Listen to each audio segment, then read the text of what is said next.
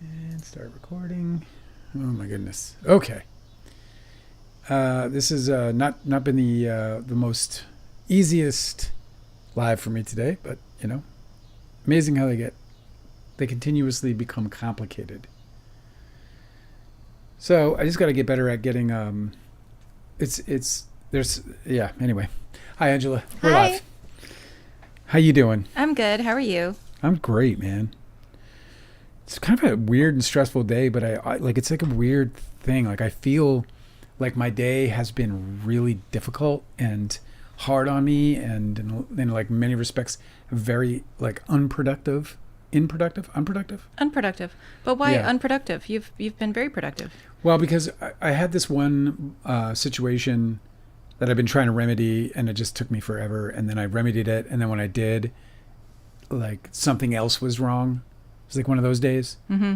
So it took me like far too long to fix one problem, and then when I finally fixed that problem, that fix made me hear like four more different problems. So I just felt like falling over and dying. Don't fall over and die. And then Bill Burr said that you are in the drop dead years. That's what Bill Burr said. So you can't do that. It's not allowed. I know. And then I spent, and then I spent like another portion of whatever period getting, oh look, I'm not even in studio mode. No, I am. Anyway, it was all crazy and nuts. I've had a crazy nuts beginning to the day. And, hey, what's up, Delicate? Delicate is on TikTok. I am on YouTube now. Sorry for the delay. I have to get like, man, Alyssa's here. Hello, Alyssa. So the thing is that I'm trying to get this to like this record quality.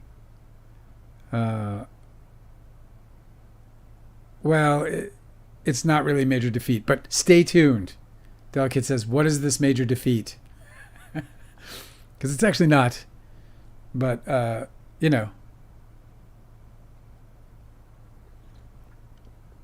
Rainbow Pickle is here. Hi, Rainbow Pickle. What's the major defeat? My thumbnail says that Blake Lively suffers a major defeat in court today. Oh, he's trying to trick people. I told Dale, I was like, what is that thumbnail? And he was like, I'm trying to trick people. It's not really that I'm trying to trick people. That's not true. No, you didn't say that. That's Listen not a to quote. You telling the world I'm trying to be deceptive. That's not a quote. I didn't quote him there. I didn't say that. He What said, I I would just like to draw people in so that maybe we could tell them the truth of the matter, which is not that she suffered a major blow to her claims in court today. Right. Well, it's actually more like that's what they're saying. It's what they want to hear. It's what they're saying. You know what's funny is that the judge did a ruling, right? He ruled on Jed Wallace's motion to dismiss today, and in his filing, he talked about Variety specifically being one of these publications that Justin Baldoni's PR is feeding stories to. Yeah. And what did I see? Like as soon as I finished reading it, but Variety reported on the story falsely. Right. Well, this is where I'm kind of going with this. A major blow is what Variety said. Yeah, major blow. That's what I should have done. I should have called it a major blow. I should just re-upload that right now. Maybe that was Melissa Nathan writing a fucking headline for them. So exactly, right? So they want to play this game. It's funny. Eric says I'm clickbaiting. Not really. I mean, kind of. But the reality is that that's what they're saying. It's what they want us to say. They want people to talk. They want people to think she suffered this major defeat. Yeah. And of course, she absolutely suffered nothing of the sort. And I guess we'll just like dive right in because we got some people here already. We got 7 over here and we got 2 over there. That's 9 in my math. You divide that by 2, you got 4.5. That's busy. So what we learned is that Judge Liman he granted the motion to dismiss a lawsuit against Jed Wallace in Texas on the basis on a geography basis, right? So just on a jurisdiction basis. So say it again. Jurisdiction. No. Jurisdiction. Yes. Fuck, I hate that word. Jurisdiction. Mm-hmm. It's too many. It flattens the tongue. It really flattens the tongue. I know. English is problematic.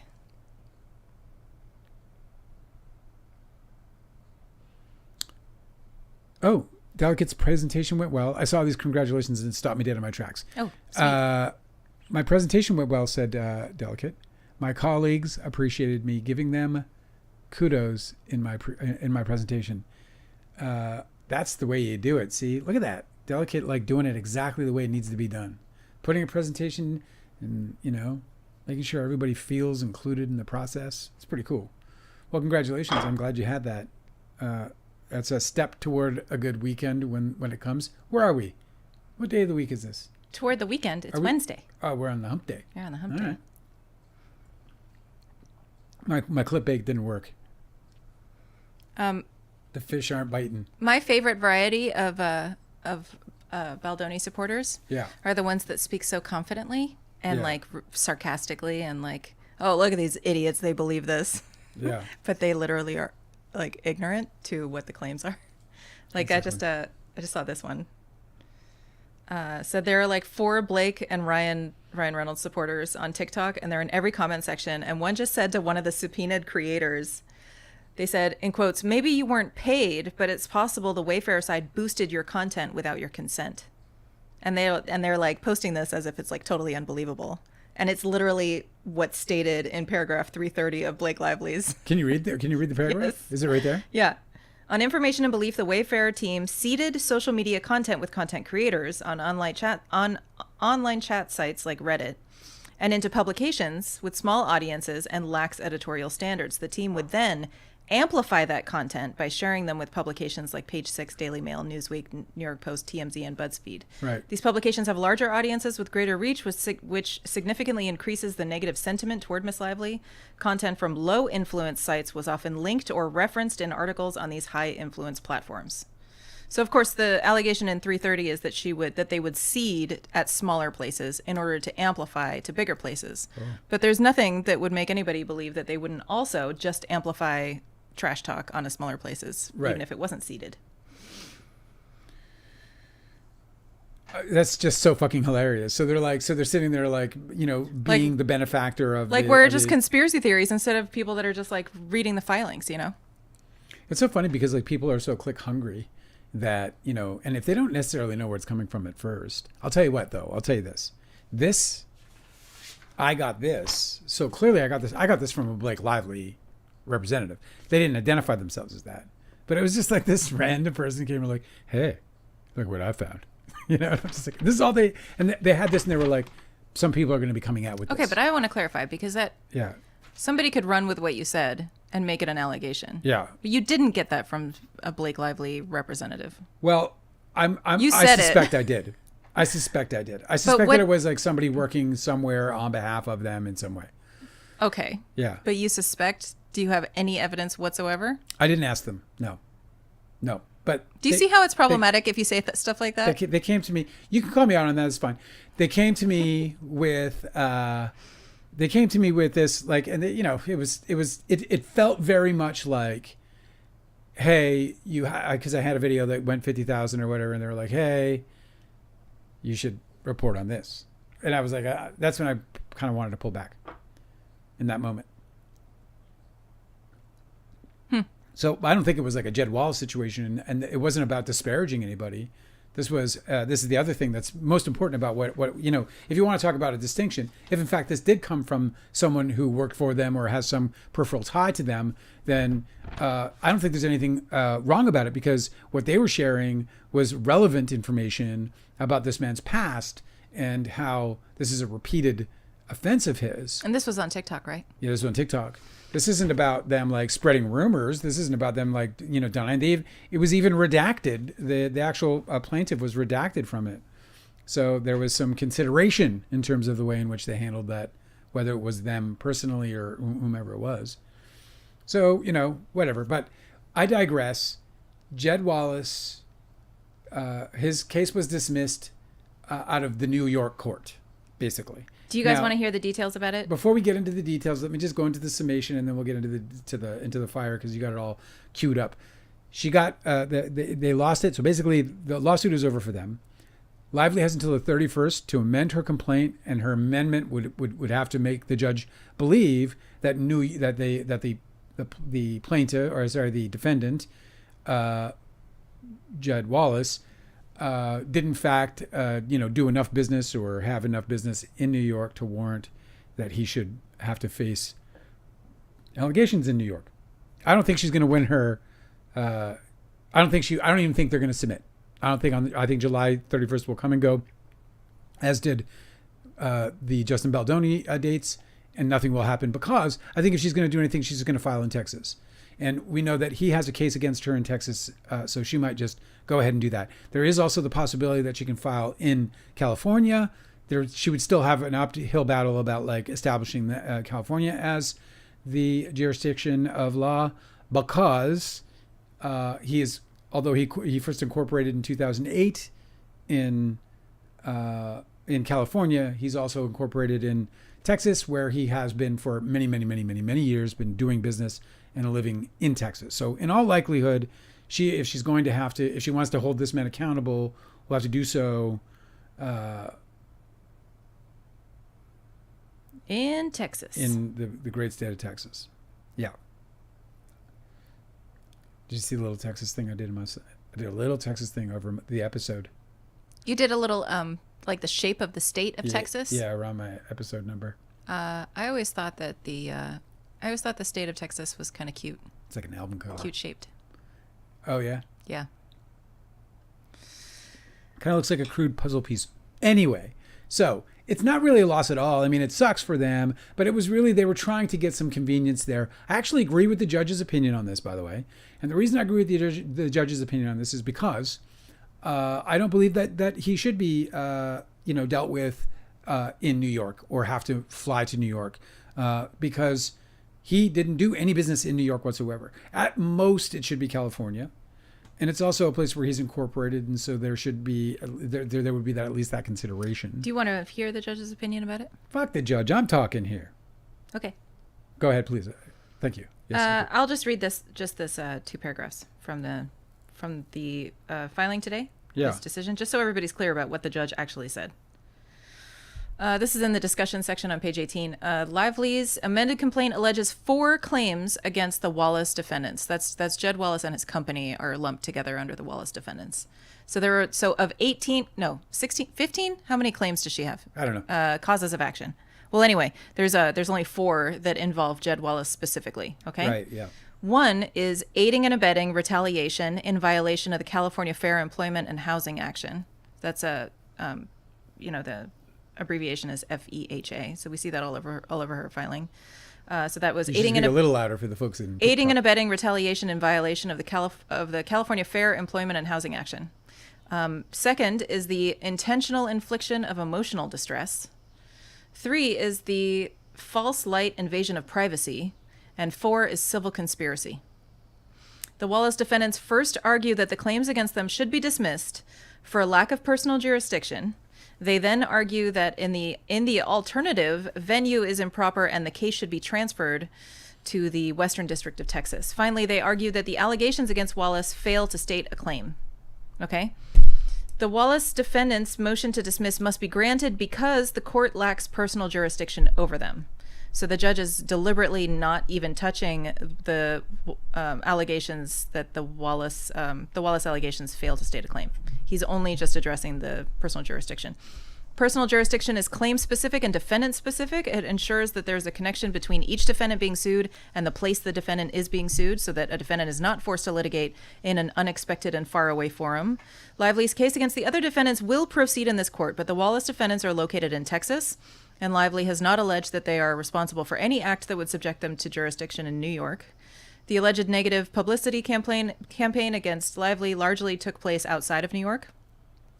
The few alleged actions targeting New York were taken by others, and there are no allegations suggesting the Wallace defendants were aware of them. Therefore, the Wallace defendants cannot be forced to defend this lawsuit in New York. If Lively wishes to pursue her claims against the Wallace defendants, she must do so in another forum or replead her complaint to allege jurisdiction over the Wallace defendants in this forum. Because the motion to dismiss must be granted for lack of personal jurisdiction, the court need not consider the Wallace defendants' additional arguments. So her claims didn't fail.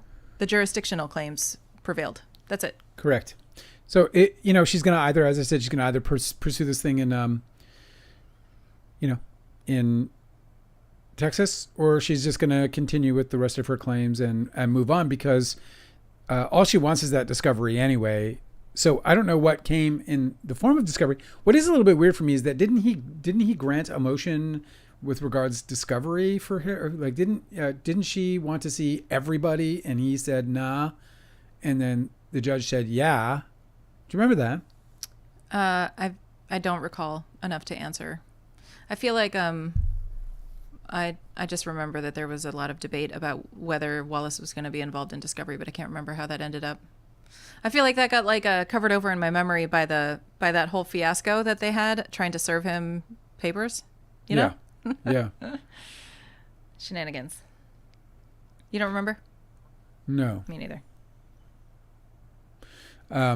Angela showed a videotape to me, or like a clip or whatever, of Andy Signor alongside Sassy Dave Navarro and some absolutely foul-mouthed beast.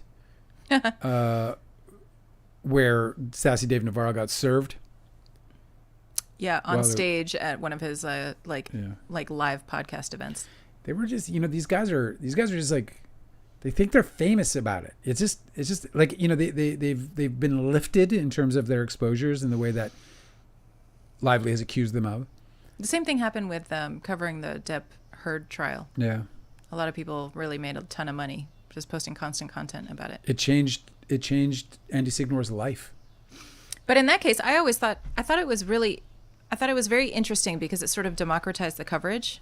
Because in that trial, you could definitely tell that there were publicists. I think it was also Melissa Nathan. I'm not really sure. But I know that she's connected to Johnny Depp somehow. But they were really twisting the narrative. So like we would watch the trial because it was televised. Yeah. And then we would see the headlines that would come out after and be like, wait a second, that's not at all what happened. Like, they're twisting it. Like, that's not what we saw. We didn't watch the same trial. Right. So I always thought it was a good thing that these like independent content creators were talking about the coverage that we'd seen and covering it the way that we'd seen it. Yeah. Because obviously like legacy media wasn't doing a good job because they were being controlled by the publicity machine that was trying to twist the narrative. Now they control it all, practically. Yeah, so I mean, it just makes sense that in the last few years, the powers that be are like, yeah, we need to get a hold of those social media accounts too, because we lost that one, Yeah. Like they have to like rein in all of the loose ends, and control all of them. But not you, Dale. Not me. You can't be bought. It was somebody came on here and they were asked if we'd gotten subpoenaed. No. Who's gonna? Why would we be subpoenaed? We talk shit about Baldoni every day. We're not going to get subpoenaed by Blake Lively. It's so funny, But so that live event where Sassy Dave Navarro got served. When he got served, so the process server walks in, and the processor, I overheard him say something to the effect of, "You're hard to find," or "You're, something like that. You're hard to locate," whatever.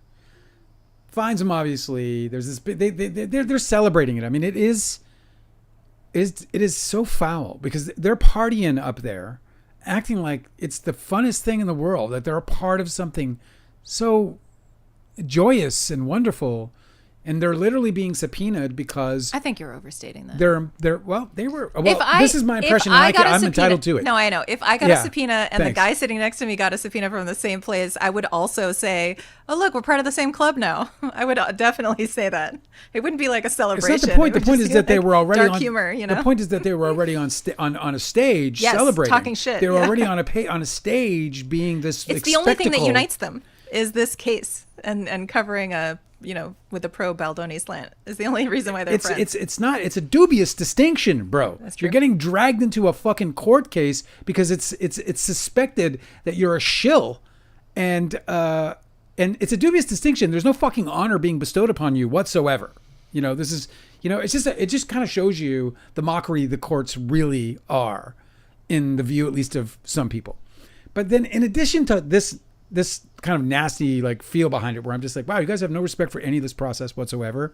You're just fucking grotesquely earning. Like they're on a stage with a small crowd of people that I imagine buy their fucking merchandise and donate to their stupid fucking GoFundMes for their legal fees, even though they're literally raking in hundreds of thousands of dollars as as so-called influencers or journalists, depending on who you ask. I don't know who would make the time out of their week to go and see a live podcast of like a guy sitting in a chair on a stage with I don't know what his show is. I don't want them signing mine. Every clip I saw, he was just talking.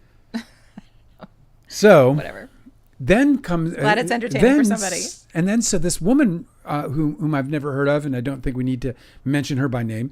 She is on the stage with Andy and Sassy Dave Navarro, and she says, "Yeah, Blake's a C word." Just drops it in this like public forum. She's on a stage. They're so-called journalists. They're so-called the press. They're so-called. I guess they're having some kind of open forum on this case, and this fucking woman, this nasty, filthy ass woman, just filthy, like just one of the dirtiest people, man. Filth. Why dirty? Because she drops a C word. I was in actually public. super surprised. She said it with her full chest, like she said it so loud. Yeah, and I was. That's why I'm calling her dirty, because it was like. What I was like specifically looking at the others. I was like, are any of them going to react to that word? Like that's a really, it's, she's not English or anything. Like that's, in America, that's a really bad word. And yeah, exactly. And when you and nobody even flinched. I was like, oh damn. when you hear the English or the Irish do it, you can hear it in the same way that we say motherfucker or something like that. You can throw it around. You can hear that it's just vernacular to them. When Americans say it, it's loaded. It's loaded. Totally. And I call it filth because it is like, it's when you come to potty mouth, that is to me potty mouth, dropping the C word. And she dropped it on Blake. And like, I love the way you put it. I'm going to remember that when I write. Oh, that's not, I just borrowed that from someone. That's like. Fine. I'm going to borrow it from them. We're all going to share. Internet speak. Chested, full chested. She said it with her full chest. With her full fucking chest. Yeah, like she projected. Oh man.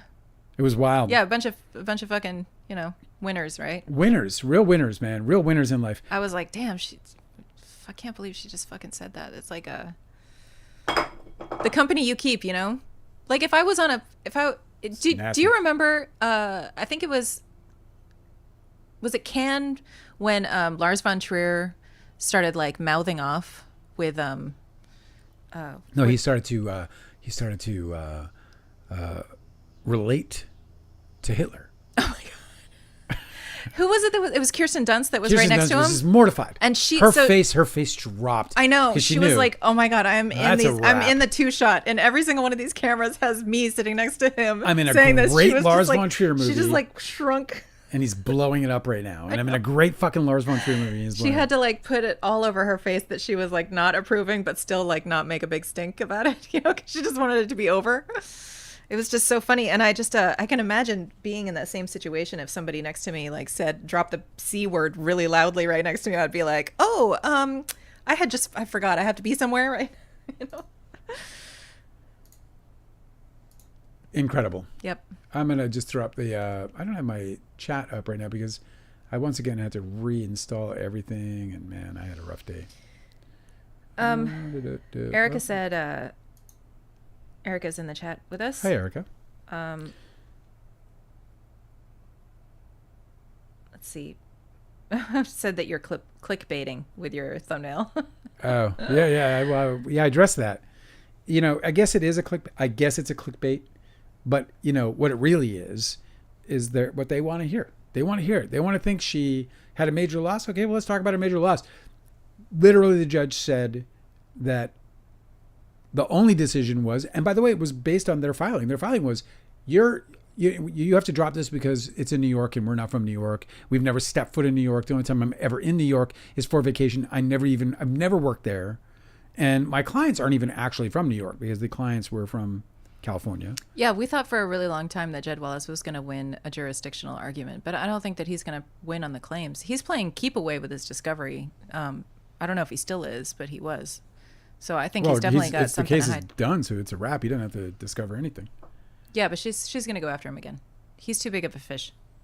Because he doesn't just serve... I don't think she'll do it in New York, though. He doesn't just serve her defendants, right, as clients. Yeah. He's got a bunch of people he takes care of. And I think that if she can afford it, I think Blake Lively is really interested in getting justice for more than just herself. Yeah. Hey, guys, thanks for hanging out with us. If you want to like and subscribe, we'll be glad you did. If you don't, that's cool, too. If you don't like me already, that's fine. You won't be the first. But thanks for coming by. I do appreciate you. Do you want to hit some of the chats? Yep, on YouTube, Danielle said that that was actually a prank, the subpoena for... Oh, was it? I don't think so, though. I think that they said he was saying it was a prank, but I don't think that it was a prank. I don't know. The jury's still out. Well, there you go. I mean, so it still stands, right? The situation, so the song remains the same. If it was a prank, then they're just making this mockery of this situation. And they're literally participating in the destruction of someone's life, and they're doing so even if let's go with the hypothetical that Blake Lively is in some way wrong here. Like, their idea of how to deal with the problem, because then the problem would be if everything they're saying is true, then the problem really is that it was Blake Lively who tried to destroy the reputation of Justin Baldoni. And so if you want to believe them for a minute, that would mean that their idea of dealing with it is stones, throwing stones. Their idea of dealing with it is to retaliate with venom and vitriol. That's their idea of dealing with it. So there's literally no way, there's no redeemable perspective on these people. Because even if Blake Lively is what they say she is, they still treated her that way. Yeah. They still did those things. They still said those words. They still made all those videos. Nobody can ever convince me that that Sassy Dave Navarro was right when he made a video criticizing her for taking over the wardrobe when she's like just mere months postpartum and she's working on a set with somebody who she believes is harassing her. And she simply wants to try on her wardrobe in the same town as the production at her house in privacy. Like, you're never going to convince me that she's the bad guy for trying to have a little bit of privacy instead of having to go on set and try on clothes on her new body, Me either. And not only that, but that whole bit of nonsense, it was, what did they say, 7 minutes away from the PO. But he made such a big deal out of it. That was the very first scandal that he reported on, as if it was like total evidence that she was completely out of control. So it's like, no matter what the guy says now forevermore, I'm like, he doesn't know he doesn't have sense. Yeah. Like, that's such a nonsense argument to make about an actress who's the lead in a movie who just had a baby. Like, it's just, he's just not credible at all anymore about anything. I never really understood shills. I never understood this whole process where people are hiring people and spending money on people or upping their boosting their content or doing whatever. I just never understood any of that stuff or that it even existed. And so the first time I saw Sassy Dave Navarro, I recorded my response to him. And I honestly thought, at first I was like, oh, he just got it all wrong. I'm just going to help him and he'll understand. I'll tell him, look, kid, no, you're looking down the wrong way, all this other stuff. I didn't realize that it was such a nefarious thing. I didn't realize that this guy was that this guy had it out for her regardless.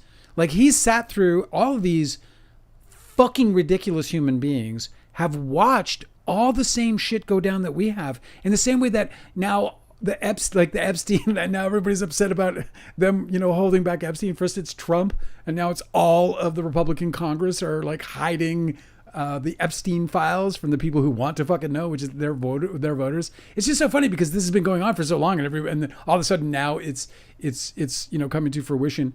And I think there's a similar situation brewing here. Mm-hmm. I think there's another situation brewing here where there's going to be a sudden deluge of reality that makes you stop and go, well, fuck me if I didn't get lied to again. Because what I am starting to figure out, especially as this Epstein thing happens, because when Epstein hung around all this time, I was like, well, I guess they just don't fucking care. But they truly just didn't get to them. It just goes to show you how deeply effective. Who's them and they and what you're them saying? Are the people who are now turning on Donald Trump about it. Them. They didn't get it. They didn't understand what was going on. For me, the Epstein, the reality with Epstein and Donald Trump and all that stuff, I looked all that up in the first term.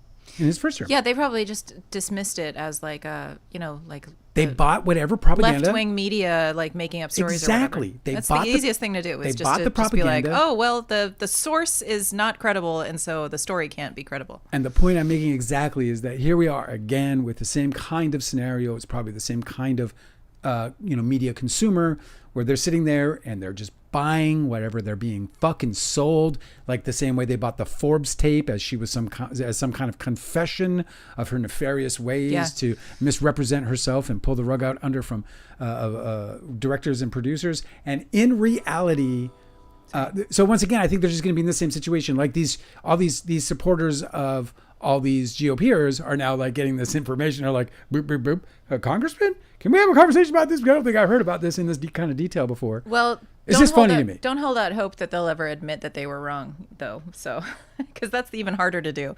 It's like super hard. They don't say I'm wrong. They say they're wrong. Their response is the one that they're having, which is you fucking lied to me. Because what they do is they rely on the fact that they believed somebody. My point is that it's very, very difficult for people to admit that they got duped. So they'll be too high above it. If it ever comes to pass that they have to admit that they used to believe a thing they did, they're like, I didn't really believe it. I was joking. It's really happening. Like we see it happening. You know what I mean? So maybe you're right, but we see it actually happening. People are actually learning. You know what I'm saying? Mm-hmm. So, yeah. Anyway. I'm sorry. I have to respond to this. It looks like for the last 10 minutes of the live, I have to step out. Oh, that's cool. Angela's going to be leaving early to see an appointment about a dog. Yeah, see a man about a dog. What does that mean? Is that like you have to go use the toilet? What is that? Yeah. You see a man about a horse. Horse? Yeah. When you see a man about a horse, that means not just going to the toilet. Oh. Dookie. Okay. Dookies. But is seeing a man about a dog something else? I only know the saying. I don't know what it's supposed to mean. I never heard the saying. Nobody's ever explained it to me. See a man about a dog. It's one of those things that you ask like the adults when you're a kid, and they're like, "I'll tell you when you're older," and then nobody ever does, and so you just spend your whole life not knowing. Yeah, and then you say it inappropriately, like You're like, it's not my fault. Nobody explained. I love that kind of gag by how the Righteous Gemstones got snubbed. How Danny McBride, who is one of the great comedic minds now, right? Like he is, right? I've seen Eastbound and Down. I've seen Gemstones. I'm gonna watch them both again, and I'm watching Vice Principals now. It's fucking awesome. The guy is just brilliant what he does. Yes, he is like, but he's like Dice Clay was, but he's like Dice Clay, but he has heart, soul, truth. He has Dice Clay also had one fucking joke that he just told a bunch of different times. Man, I would like to. I wish I could tell the only one I ever liked of his, but it's so horrible. Yeah, don't. It's so bad. There was like a period in time where I could tell it, and I did. You listen to old Andrew Dice Clay stand up, and you recognize when you're watching it that he was extremely famous, and it really does put into perspective how far our society has elevated. That's true. Because some of the kind of shit that people used to be super popular for saying in comedy is just downright fucking offensive. Like you wouldn't even hang out. If you were at a gas station and somebody started talking like Andrew Dice Clay near you, you would like scooch and get your things and leave, you know? And like it's just like, it's your brother or your like cousin. Like a random stranger, you would be like, not associated with him. You'd be like Kirsten Dunst sitting next to...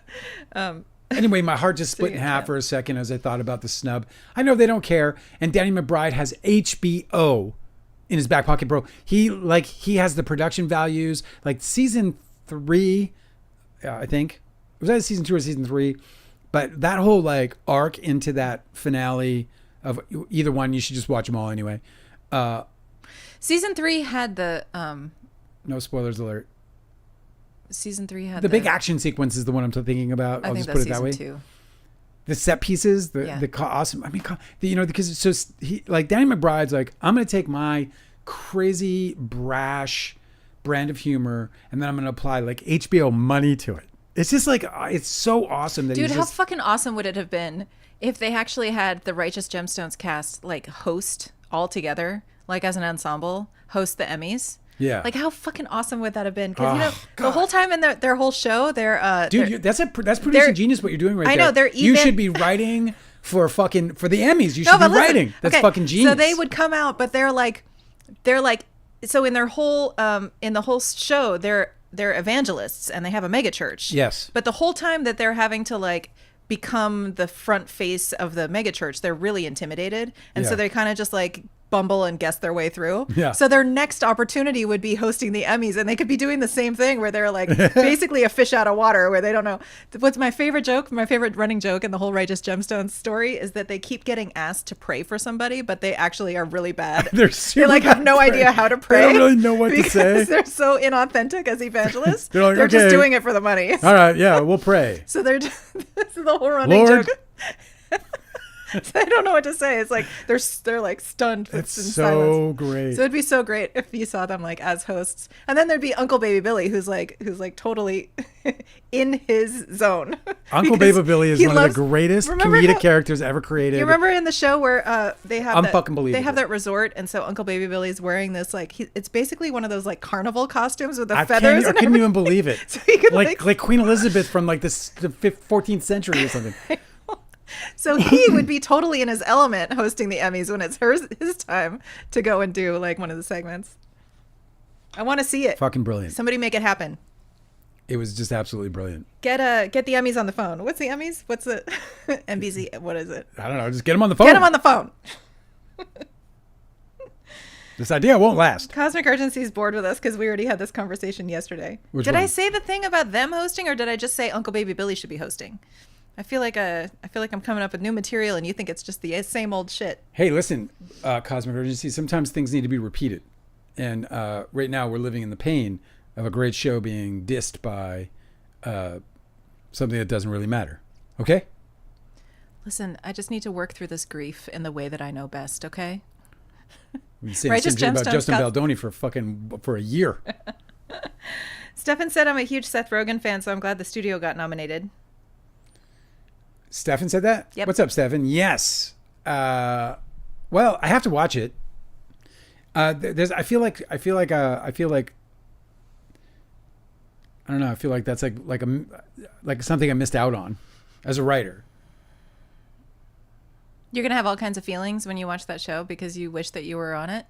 Yeah. Yeah, but who's to say you would have been on it anyway, even if you were...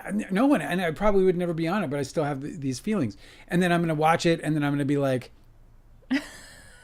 and then they got fucking nominated, and I'm going to be like, I bet you I could have added to that a little bit. Maybe a little dialogue, maybe a little, turn. Maybe like he didn't... Maybe he turned left, motherfucker, and maybe he saw a totally different thing. Maybe you'll watch it and you hate it, and then you won't feel any of I'm these not gonna things. fucking hate it. I'm gonna feel it get up under my skin a little bit. Probably. I don't know. Like I have these definitely I have these relationships with that kind of content that it's a bit of a bear. I gotta wrestle it. I gotta be like, first time I watched, and I never stuck with it. But the first time I watched any Entourage, that was rough. That was rough on me. I was like, Yeah, especially that one. Oh, yeah. Because you like did have proximity to those people. Yeah. I never watched it. Is it a good show? I don't know. I didn't watch much of it. I find those dudes really annoying. So Yeah, and it's I don't know what the studio is like, but Entourage is about following like a big movie star, like a single Johnny, and they say it was based on Mark Wahlberg's Entourage, which makes that whole fucking concept even worse to me.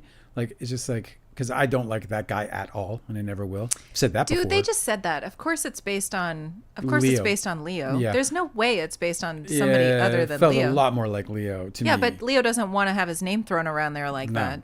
You know. And it was definitely like after he became a big star, Leo. Like very little of it was for Hollywood series, especially a comedy. My preference goes with Californication. Is that your favorite of all time? It's one of the great ones. That first season, first of all, it was an interesting thing because it was supposed to be a single season and that was it. And when you watch that one season, it's masterful. The first season of Californication is a masterpiece, ought to be witnessed by everybody that has any interest in these things, meaning great serial television.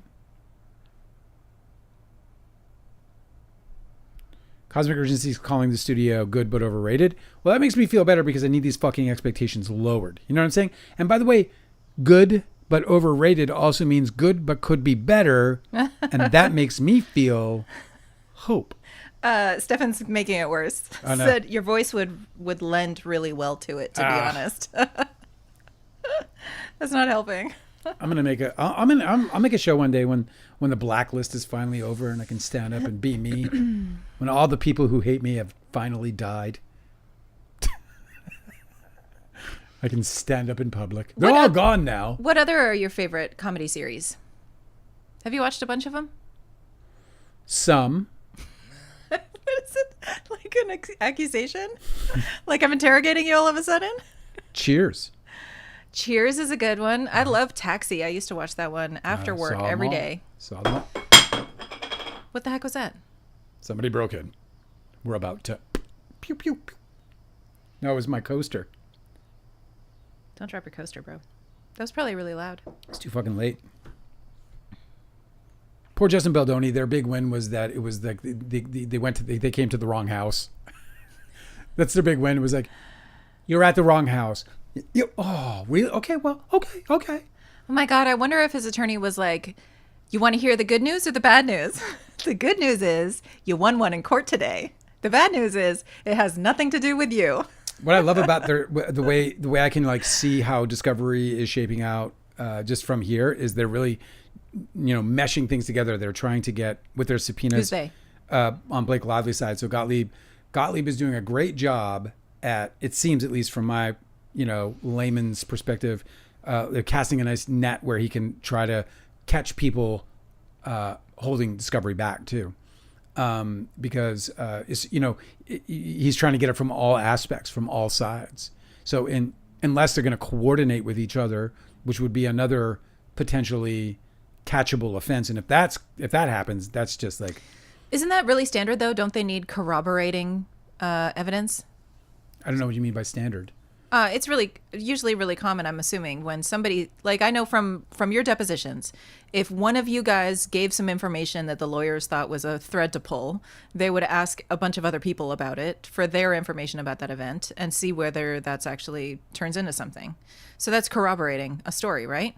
Yeah. So I don't think it's weird that that Gottlieb might have evidence that the defendants have done something wrong or that they're withholding some evidence, and then go and try that to answer that question from others with these subpoenas, right? Isn't this normal? Seems normal to me. Well, it is normal. I mean, it's not like your discovery is always going to include everybody that you think might have any information pertaining to the case. Yeah. So it's always going to be that way, right? So it's not like there's necessarily like, but what I mean by it in terms of like their idea, I mean, they have to go into some precarious place. Well, they have difficult arguments that they have to make. Yes? Mm-hmm. So it's a little bit different when you're trying to catch Leo lying about what Ethan said or did, Ethan Suplee. Right. Versus somebody in Texas covered by Texas laws, et cetera, et cetera. So you have all these organizations and their pools of money, all with the capability of defending themselves, at least to some degree of, to some reasonable degree. And I think that, so the strategy of how do you get that information is important, and they're winning the important motions in order to get it done. And that's what's impressive. Another thing that happened in the court today was that there was a content creator that was subpoenaed for information by Blake Lively. And they submitted their motion to quash to the judge. Yeah. And the judge threw it out because it was they filed it anonymously. So the judge threw it out basically saying, you either need to file this again anonymously and explain why you need to be anonymous. Yep. Or you need to just file this with your actual name. But I'm not going to see it if you're just what kind of fucking strategy is that to file anonymous? Like, it's no strategy. You're not going to get a fucking ruling from a judge as an anonymous. You can't be an anonymous party to a case. It's just so sad because I do believe somebody named this person online, and I don't know who the person is, but it wasn't one of these huge accounts. It's like one of these 10,000 follower ones. I know, and so it means that they spent energy doing this themselves, or they paid somebody like precious money to like do it for them, and it was a total failure. Like the judge just was like bounced, like was like it's totally worthless, complete waste of time and energy and maybe money on their end. So that sucks for them. I don't think that it's unreasonable for them to motion to quash from who? Nobody. No. Okay, then no. Yeah, exactly. Fuck. Like, what am I quashing then? You fucking You're not idiot. making an argument if you can't say. Please quash this. Okay, who's asking? Nobody. Hey, no. It is really next level stupid. That is pretty funny. It's just like the next level stupid. So I feel sad for them though, because that was a waste. yeah, well, an attempt to save they asses. I have another piece of news that's totally unrelated. If you're interested.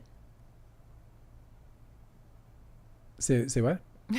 I'm sorry. I was reading comments from somebody who says, I think it's KP, that says Google is very transparent that they will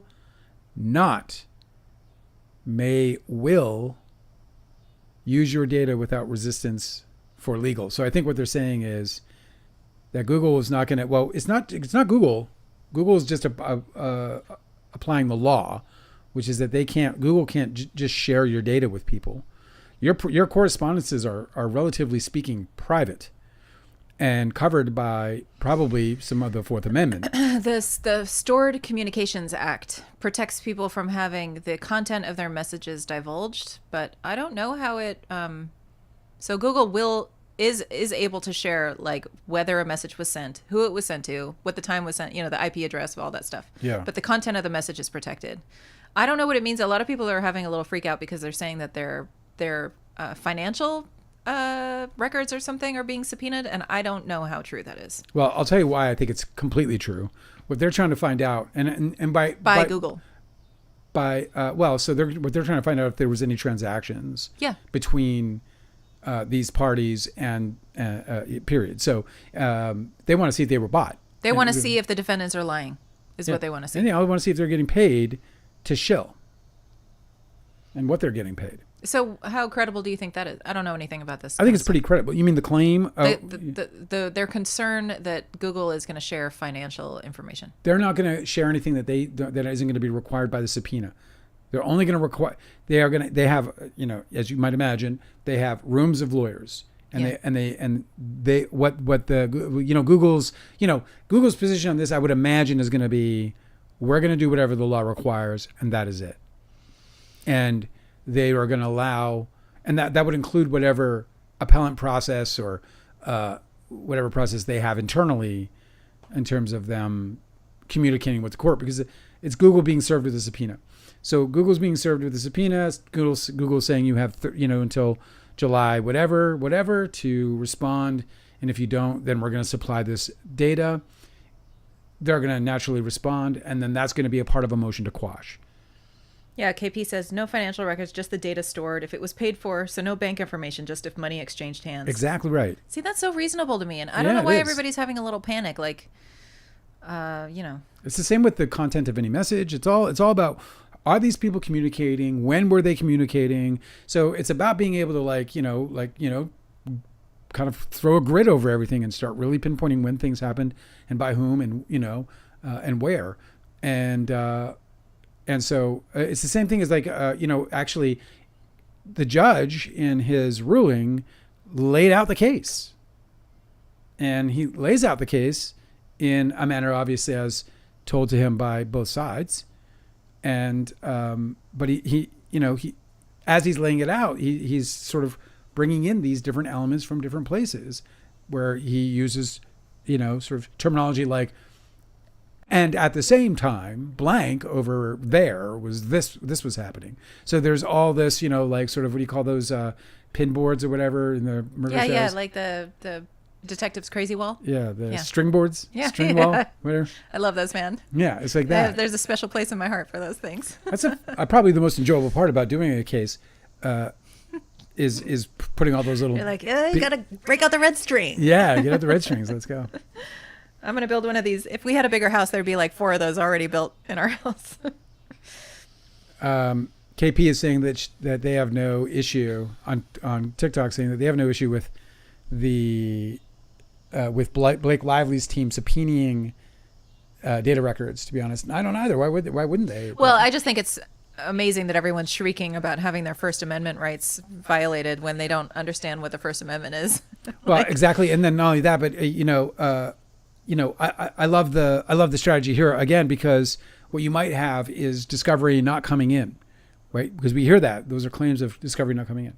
So they might be either anticipating or have already gotten word that they're going to say things like, there was no communication Who's between they? us. You don't know the two parties in this case? I do, but who are you referencing? They might be anticipating. Who's anticipating? Okay, so you threw me right off. I can't even get back on the horse. I don't even You want said to. they might be anticipating that there's no discovery. And I don't know who you're It's like talking you about. asked the worst question ever, and it's not even that difficult of a question. It's just like, it made me want to quit the whole live. No, but listen. What? You said they are anticipating that there might not be discovery. Right. So who's they? Which side? Blake are you talking- Lively's side, Okay. right? Gottlieb is not getting the discovery as they have already claimed. Yeah. Right? So Gottlieb is not getting the discovery. They've already claimed that. They're saying they're, like I think, what's his name? Sarahwoods is like handed over like 4 pages, literally 4 actual fucking pages of discovery. So they're obviously getting boned on discovery. Clearly he has to have more than that just in text alone. So, a part of the way in which they might prove that they're withholding discovery is by finding this other data. So if they can prove that, and in this case I'm using Sarahwoods, but I mentioned Sarahwoods, but he may not apply into this specific sort of pot of information or area that they're examining. But by examining that area, they may uncover that inconsistencies in what people are saying in terms of what they're handing over in discovery or what they actually speak about in their deposition. It's another part of obviously discovery. the point. Like everybody thinks these. You're right about solipsism. Like all of these content creators think that they're the star of the show all of a sudden because they got subpoenaed. It's like no, they're calling themselves fucking whistleblowers, man. These fucking I have people to protect my sources. are not smarter than Driftwood. They are not. But the point is that obviously she's just trying to figure out whether the defendants in the lawsuit who have been named, right? The defendants, whether they're lying. That's it. Andy That's the whole Signor role that called they're himself a whistleblower. No, he didn't. Yes, he did. He did.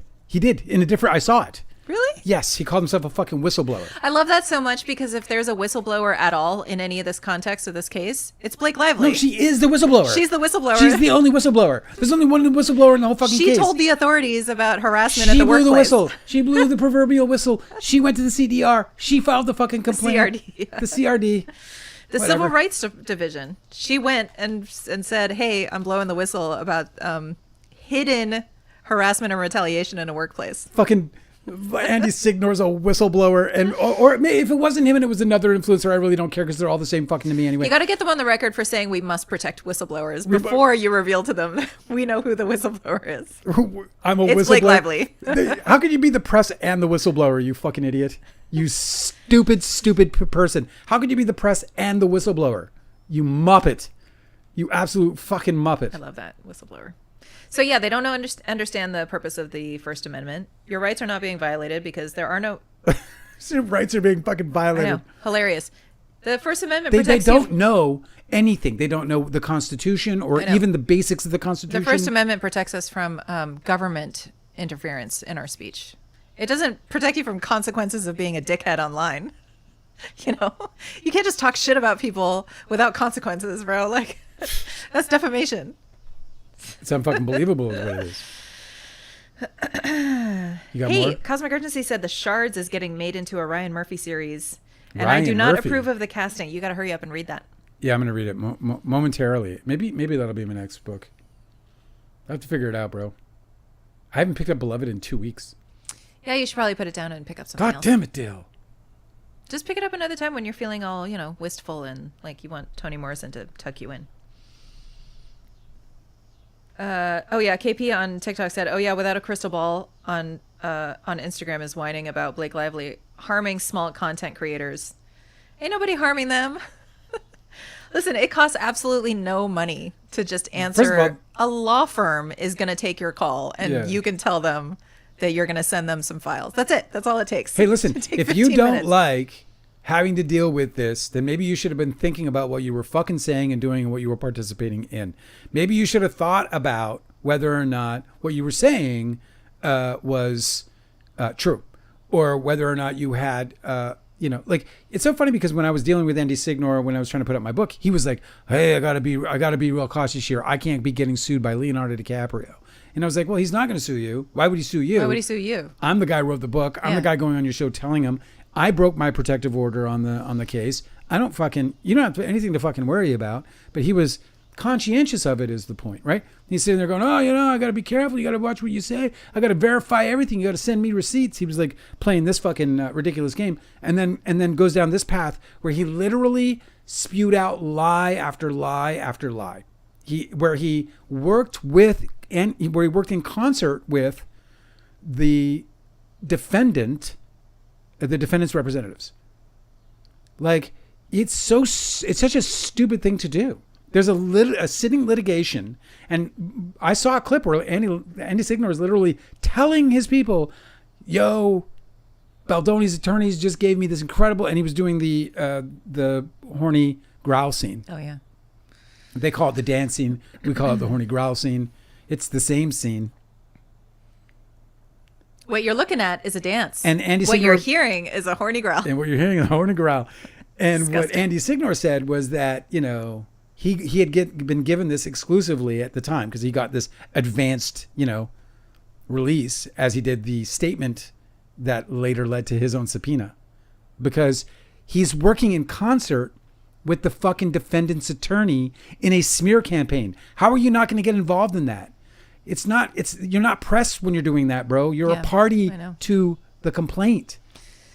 It reminded me the few times that I got my little my whiskers got tickled by like some sense that something was up, like some whisker sense, you were being tricked or something. Yeah. There was one time where we were talking with somebody, I think it was at Radar Online, and you were trying to get that. This was like many years ago, and you were trying to get anybody to cover the story of Friedon's Plum, right? Yeah. After you were trying to Radar. Yeah, I remember this now. Well, okay, so we talked to this lady, and she was like, "Oh, cool, you have you have some depositions where they're basically admitting that they did some of these things that they later are saying that they didn't, that nothing bad happened, and that you're responsible for everything, whatever." Yeah. So she seemed interested, and then like 3 weeks later, she comes back and she was like, "Oh, okay, you know what we would like to do instead is we want to hear any stories you have of Leonardo DiCaprio engaging in homosexual activities." Yeah.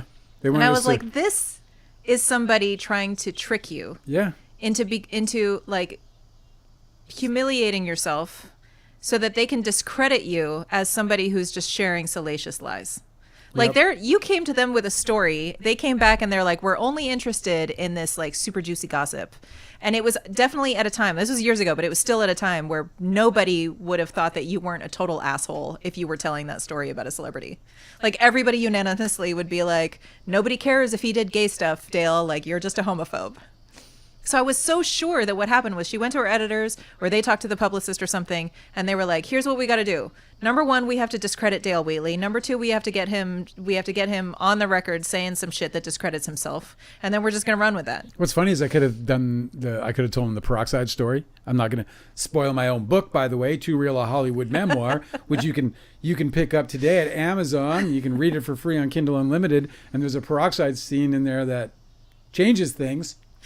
Yeah, but that wouldn't have satisfied their query either, because it's not really, because it involves Leonardo DiCaprio. I know it's nudity with a bunch of men, but it's not necessarily. It's like it's not like two men in a bare butthole. They were looking for homo stories. 2 men in a bare butthole. I know. I gave it to them. It's right there. I could probably give them the page number. I don't think that you were telling that story back then. I think that I'm saying it was still a story in my head. That's a special edition that showed up ever since DiCaprio called you a liar, and you were like, "You know what? Fuck you then." I am going to tell your butthole stories. I think I told the story on the slide that I wrote. I wrote the story called "Buried in This Town." Yes. Right? It had a different title, but we changed the title just the other day. Called "Buried in This Town," story about a writer who got blacklisted, moved back to Philadelphia, wrote the script of his life, gave it to his agent. His agent submitted it under a name that he changed into a different name entirely. His nemesis picks up the script, goes, blah, blah, blah, does this. Where was I going with this? God damn it. Went too far. I don't know, baby. Nah, you don't. Why would you? I fucked it up. Never mind. No, we were talking about publicists trying to trick you into discrediting yourself. I think this happens. Oh, what I was going to say was that the Peroxide scene was in that. I don't know what I was doing. Never mind. Let's move on. Okay. Yeah. Mice. You want to talk about mice? No, I do have a story about not sassy Dave Navarro, but the actual Dave Navarro. Oh, Dave Navarro. Yes, musician Dave Navarro. This. He is now vengeful Dave Navarro. So we were talking about sassy Dave Navarro, which is not Dave Navarro. Right. This is a different Dave Navarro. Yeah. The real. He's suing Perry Farrell. I just found out about this. For attacking him on stage. Yes. Yeah, good for him. Do you want to hear about this? Yeah, I do. Today. First of all, I stand by Dave Navarro. I watched what happened. Yeah. Yeah, it was fucking unhinged and horrible. If you haven't seen it, maybe I can pull up a clip while you're doing it. Go ahead. Jane's Addiction sues lead singer Perry Farrell for $10 million after onstage brawl derailed their tour and their new album. Jane's Addiction members Dave Navarro, Eric Avery, and Stephen Perkins filed a lawsuit Wednesday against lead singer Perry Farrell following an onstage altercation in September of 2024 that they claim derailed both their North American tour and a planned album. The band members are seeking at least $10 million from Farrell, claiming in the lawsuit that the group lost that amount due to the tour's cancellation and the suspension of all band activities. Guitarist Dave Navarro is suing Farrell for assault and battery following the onstage incident last fall when Farrell threw a punch at Navarro during a concert in Boston. Crew members then intervened and escorted Farrell off the stage. The complaint, filed in Los Angeles County Superior Court and obtained by Variety, also accuses Farrell of intentional infliction of emotional distress, negligence, breach of fiduciary duty, and breach of contract. But Perry Farrell is saying, "You can't fire me, I quit." He is saying in a statement shared with Variety, lawyers for Farrell said the lawsuit is a clear example of the group uniting to isolate and bully Farrell. They claim that the lawsuit was filed only after they caught wind of legal action coming from our side. It's a transparent attempt to control the narrative and present themselves as the so-called good guys. Wait a second. He's filing a lawsuit against us. Let's get to work really quick here and get one filed against him real quick here. It's a transparent attempt to control the narrative and present themselves as the so-called good guys, a move that's both typical and predictable. Just like when they released a defamatory and entirely unfounded statement about Perry Farrell's mental health and unilaterally canceled the remaining tour dates without his input, they're once again scrambling to get a hold of the truth in a desperate effort to save face. After the September incident... What's his name? What's his name again? Perry Farrell? Yeah. So Perry Farrell's statement. Here's why I don't think that they're going to win this. Following. What? Perry, he put out a statement after he hit David Navarro. Yes. And did Perry Farrell. And he talked about his own mental fucking health, if I recall correctly. Yeah, right. I'm trying to find it. Right. But here's the thing is that the band canceled the tour dates. So he created a situation in which they felt that they had to, but they were the ones that actually decided to cancel all of this stuff. So I don't think that they're going to win the lawsuit. But here's how it continues. After the September incident, the band canceled the remaining dates of their reunion tour. At the time, Navarro issued a statement on behalf of himself, Avery, and Perkins, writing, "Due to a continuing pattern of behavior and the mental health difficulties of our singer, Perry Farrell, we have come to the conclusion that we have no choice but to discontinue the current U.S. tour. Our concern for his personal health and safety, as well as our own, has left us no alternative. We hope that he will find the help he needs." Perry Farrell later apologized to his bandmates and fans, saying in a statement, so this is some context that you're looking for. Yeah. "This weekend has been incredibly difficult, and after having the time and space to reflect, it is only right that I apologize to my bandmates, especially Dave Navarro, fans, family, and friends for my actions during Friday's show. Unfortunately, my breaking point resulted in inexcusable behavior, and I take full accountability for how I chose to handle the situation." What did you mean by breaking point, Mr. Farrell, when you said your breaking point? Mm-hmm. You know, there's the deposition question. You said in your own words, breaking point. Could you describe what you meant, breaking point? And he's going to be like, I don't know, man. Well, were you talking about your bones? Were your bones about to break? No. What was going to break?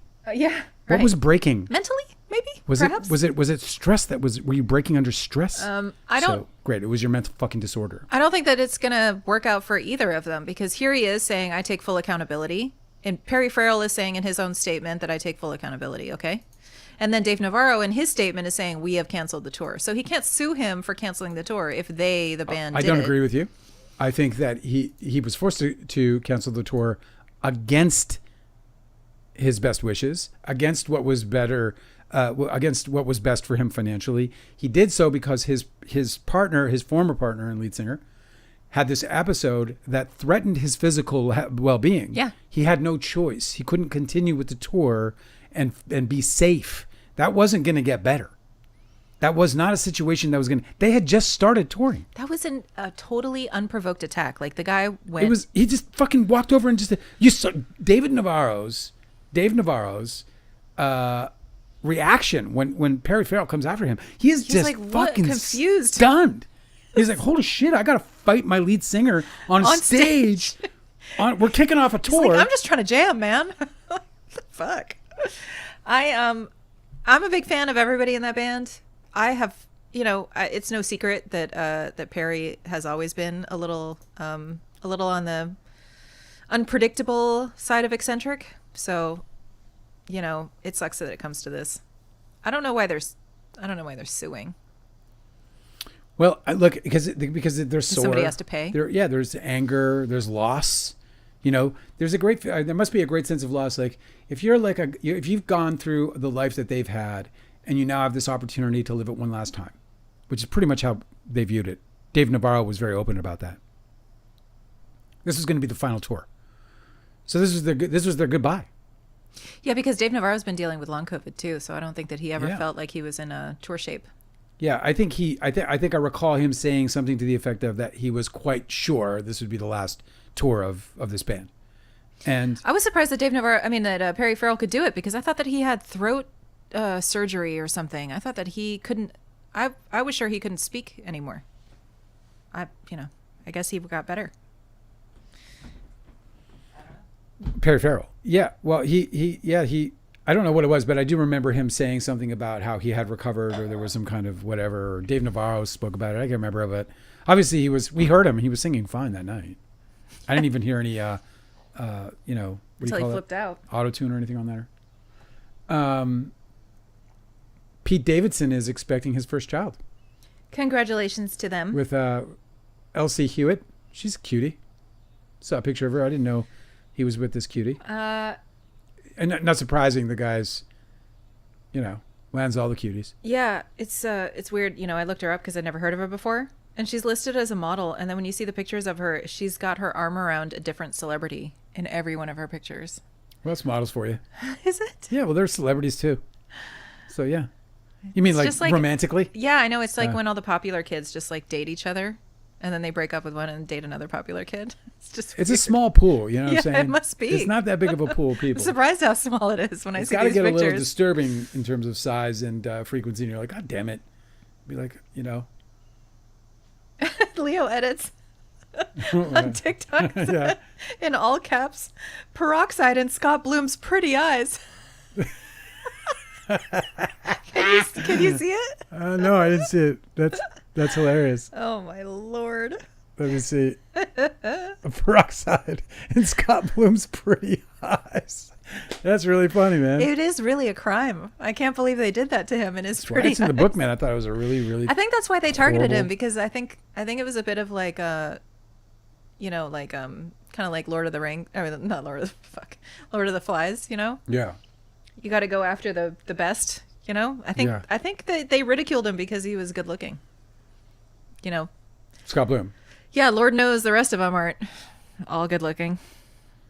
I've said this before. I'll say it again. I thought that Scott Bloom was my favorite out of everybody in terms of who I wanted to work with going into the future. He was the guy that I thought I was going to make multiple films with. He was going to be such a shame. My DiCaprio to Scorsese. Not that I would ever be Scorsese, or that he'd ever be DiCaprio for that matter. But just that, relationship. That's a huge loss. Another huge loss that I think about all the time? Yeah. That you were friends with Jay Muse, and that you wanted to make a movie that starred him. For sure. That was playing the character he wants to play. Yeah. And that never happened. Yeah. Is so sad to me. Because we might have discovered the artist that is Jay Muse. Yeah. Well, the first thing I thought about him after that first night I spent with him, and we spent a few nights together partying, but whatever, there was like a 6-month period where we hung out quite a bit. And my very first impression of him was that he had already fallen into this little groove that everyone was going to be, and it was like, it worked for Kevin Smith to be that because he was just a director anyway. So being like Silent Bob worked, but being the J part of Silent Bob, to me, my immediate thing was like, you don't really want to do that. You know what I mean? Like forever. The money's going to be all right. Like you're already there in terms of the money. So that's cool. And that'll help you and you'll get a house and all this other stuff. But, you know, in terms of like, if you want to take this thing somewhere, you're going to need to not be Jay.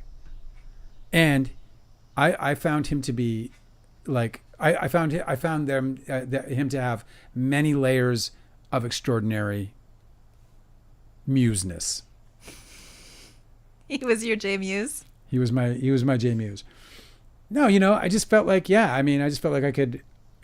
felt like to sit down with that guy and spend some time with him, finding out what the fuck it is that he wanted to be and do, would have been a really neat experiment. Yeah. He used to come into the coffee shop all the time. I know. Like all the time, almost every day. And I talked with him a little bit, and I just was really surprised that he's, obviously he's normal, right? He's not his character. So he was playing a character in those, which you're never so sure when you watch these movies. Everybody's kind of acting natural, Oh, he doesn't say snoozy booches or whatever he's. No, of course not. But he's also kind of like sensitive. And he also had like this really, exactly right. really very apparent trickster spirit that I kind of was really drawn to. And I never really got to know him very well because he was just a customer. But I nor did I either. I mean, he was kind of a part-time. As soon as I heard your story lover. about him, I just thought that that's such a loss. Like we never got to see what he was capable of doing. I think that Hollywood lost a lot by not having you be the artist that you could have become. I don't know if it lost a lot, but it lost one. It lost one artist. Yeah. No. I mean, like the body of work you might have created, and how your whole vibe was trying to elevate other people. Yeah. Like you could have picked any one of these actors who, felt like their career was stagnating, and elevated them into, because your whole thing is so absolutely wonderful. Where you're like, let's figure out what character you want to play, and let's create a narrative around that and turn it into a film that you can star. To be fair, it's inspired by, the guy I love and respect probably the most in this business, and that's Mike Leigh out of the UK. It's basically the way he does things, and I see no flaw in it. Yeah. Martin Scorsese does it the way everybody else does it. I want to do it the way Mike Leigh did it, which was, hey, let's make a movie together and let's involve you in word one. Yeah. It's a great concept. Yeah, look what happened. That's all you have to do. You just have to look at what happened with Mike Leigh's work. Mm-hmm. And it's not that Martin Scorsese didn't get a beautiful body of work. He obviously has, one of the greatest bodies of work of any American filmmaker in the world. But if I had to choose between one or the other, I would choose Mike Leigh in a heartbeat. And the reason is because what Mike, first of all, the diversity in Mike Leigh's work is phenomenal in terms of like, if you look at Vera Drake versus Naked. Like it just right, because if you give the actors an opportunity to play who they want to play, they're going to play unique characters, because it's all any actor ever wants to do. Yeah. And I don't think it's a coincidence that he had that method and that all of his actors are always nominated for awards every time they can. He's brilliant, and I love him. And I wish he would live forever. That Ted Pope has passed. I think about you would not believe how many times, because I never mention it, but I think about him. I would probably say like every week or more. Really? I think about how the world is without one of the greatest cinematographers in film, Ted Pope. What a loss that was. I could cry. Joaquin Phoenix is feeling apologetic and horrible about the uncomfortable Letterman interview. Did you said you never saw it? No, I don't know what you're talking about. It was one of the most disturbing interviews. Go to. I'm not going to put it on the. How many years ago was it? Several. He was young. I don't know why it's being relived. I guess it was something that come up in a conversation or in an because interview. There was an early phase of Joaquin Phoenix's career where his brother. It was still recent that his brother. No. It was not. It had nothing. Because I remember he was being asked about it a lot, and I always thought, well, 1990s. This was like around her. I know. What it might I'm have saying been is, her. In the 1990s, like the interviewers were so brazen and callous. Not the case about all the things they would ask celebrities. Like their whole point was always just to put celebrities on the fucking back foot and like put them in it wasn't the case here. Uncomfortable place. This was David Letterman. This was completely none of that happened. This guy showed up for an interview and he got fucking weird. And David Letterman was like, "Well, what am I supposed to do here?" He I can't even believe it was like a career ending. He clammed up or what? It was wild. Let me see if I can find it. You can't describe how he acted? I don't have this. I fucked up my live. I can't do it tonight. Okay, but can you describe how he acted? Because I've never seen it. Like super, like as if he was like wildly high and What, and is that like, the explanation? And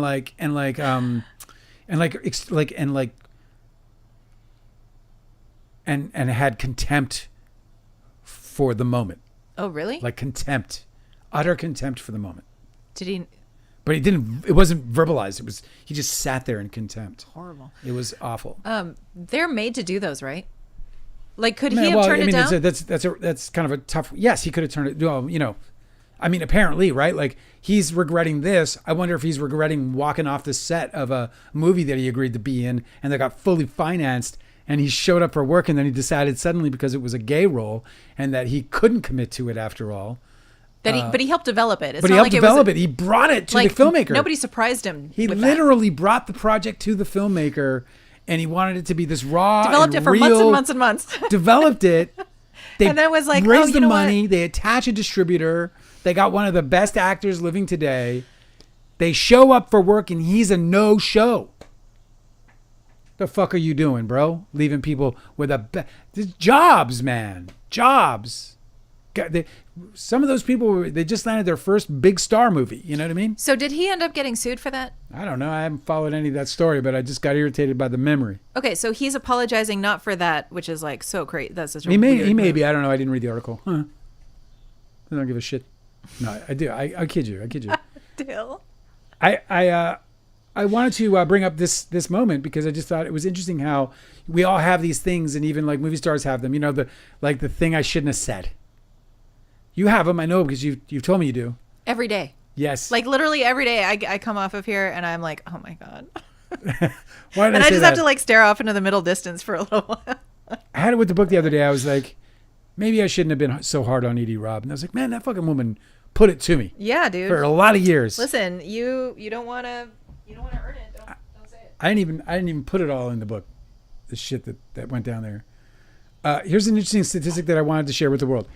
Gamers have logged more than 25 billion hours, equivalent to 2.85 million years, or 2.85 million years, playing Call of Duty, surpassing the entire timeline of human history.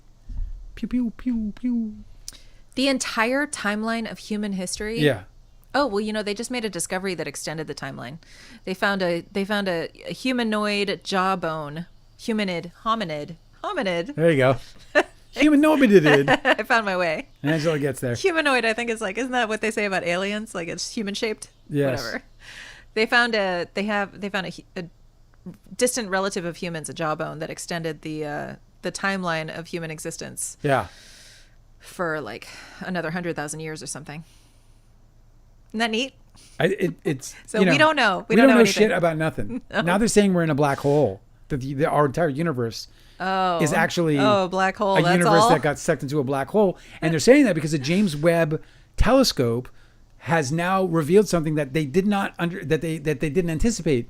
In a Big Bang theory, half the universe would be spinning in one direction, and the other half would be spinning in the other. Right. And that is not the case. What they have found is the case is that 25% of the universe, the planets and the solar systems are spinning. Sorry, I guess it's the solar systems. They're spinning in one direction. 75% is spinning in the other. That does not support a Big Bang theory. And the only theory that now apparently makes sense, or the one that's being floated around among scientists right now, is that we're in a fucking black hole. The whole thing is a black hole, and that parallel universes may in fact be all these universes within black holes. It doesn't really matter because we are wildly insignificant, and yet we still have viruses to deal with. Bro, it must be so bewildering to be a scientist, like to get to the point where you're like, okay, my whole life's work is to like determine what is the truth. And then the frickin' goalposts just keep moving farther and farther and farther away, where they're like, okay, we figured out the nature of the universe. And then some new study will show up and they'll be like, a black hole? I can't even joke about it because I'm so ignorant about how any of this stuff goes. Was it Galileo? Who was it that was like once was an astrologer until he realized that that the sun wasn't the center of the universe? Oh my God, I know. And then he's like, how am I going to tell all these Galileo, people? It was somebody else. It was one of them big shots.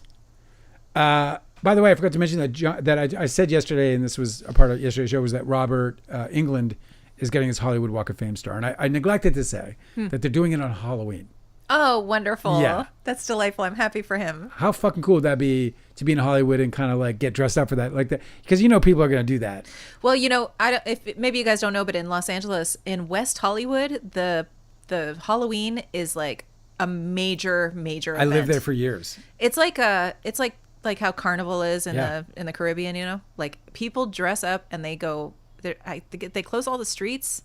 It's like a huge thing. It's phenomenal. So, Hollywood has like a ton of like costume designers and like the whole city is like so creative. So it's really amazing to go. And I used to go every year and just look at the costumes. One year I went covered in, I went as a devil and I wore like latex body paint, painted myself red. Yeah. And I wore those like huge black boots that had like this much lift.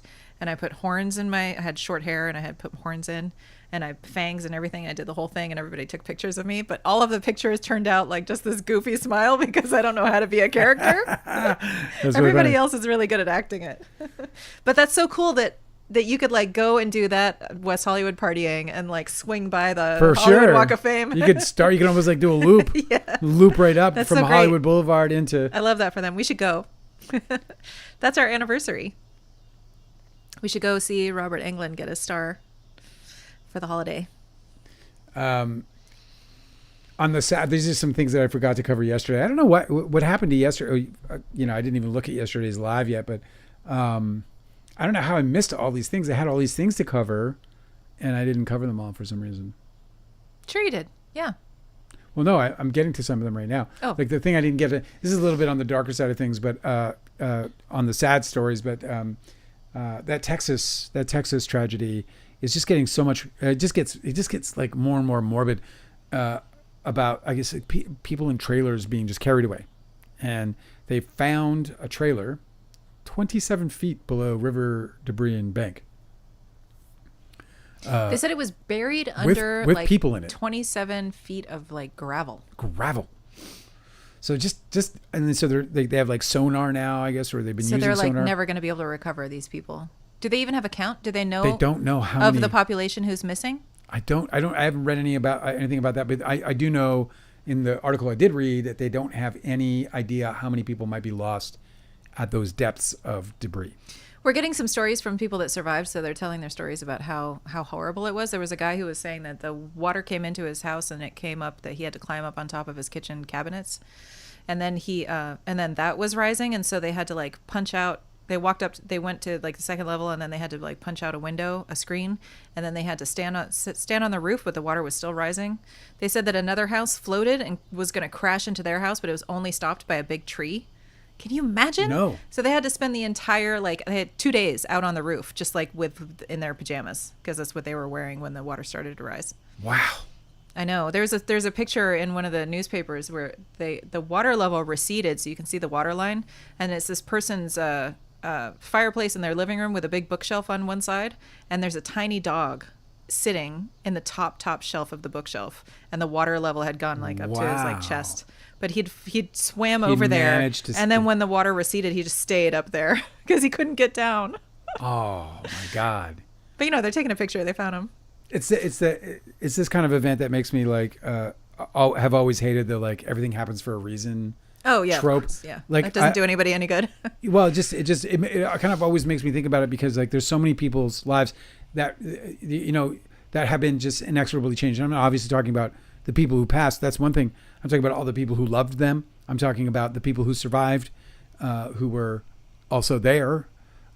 Just how absolutely insane the event was. And then this came out, which, I know nothing about the virility of it, but a Texas camp leader waited over an hour after learning of the flood warning to take any evacuative action. So there's also, I've read another story. Oh man. And that's an easy thing you can see happening. Like you can easily be in a situation, you can easily see somebody in a situation being like, because we get flow. We are along the Oconee River right here where we are. This river will and can and will eventually. It's inevitable one day it will flood. and we are in the flood zone. Like, Yes, I know, but this is the thing about normalcy bias. Like we've heard tornado sirens here, Yes. and I'm like, come on, we're not gonna get a tornado. We never get tornadoes here. I mean, Like, I don't fuck around when I hear those, but okay. no, I know, but it's the normalcy bias. Like they got a flood warning, Right. and they're like, okay, it's raining heavy, like it's fine. Yeah, Like yeah. okay, so we might like slosh around a little bit. Maybe there'll but- be a flood or whatever. Yeah. We can handle getting up to our knees in some water if we have There to. is this really amazing story. You guys should seek it out about one of the camp counselors saved 16 little girls. So the water started to rise, and there were 2 teenage camp counselors, and they got everybody up on top of their bunk beds, and then when they decided to leave, they carried each girl out, like one girl was outside and one was in, and they were handing them through the window. Yeah. And then they climbed up and up these, they had to like go bouldering basically, like go climb up because the floodwaters kept rising, and they just kept a bunch of little girls safe. They said that they every time Like they would ducklings? like little ducklings, every time they would make a move, they would count 16 little girls. Okay, we're all good, and then they would It's such make a another camp thing, yeah, right?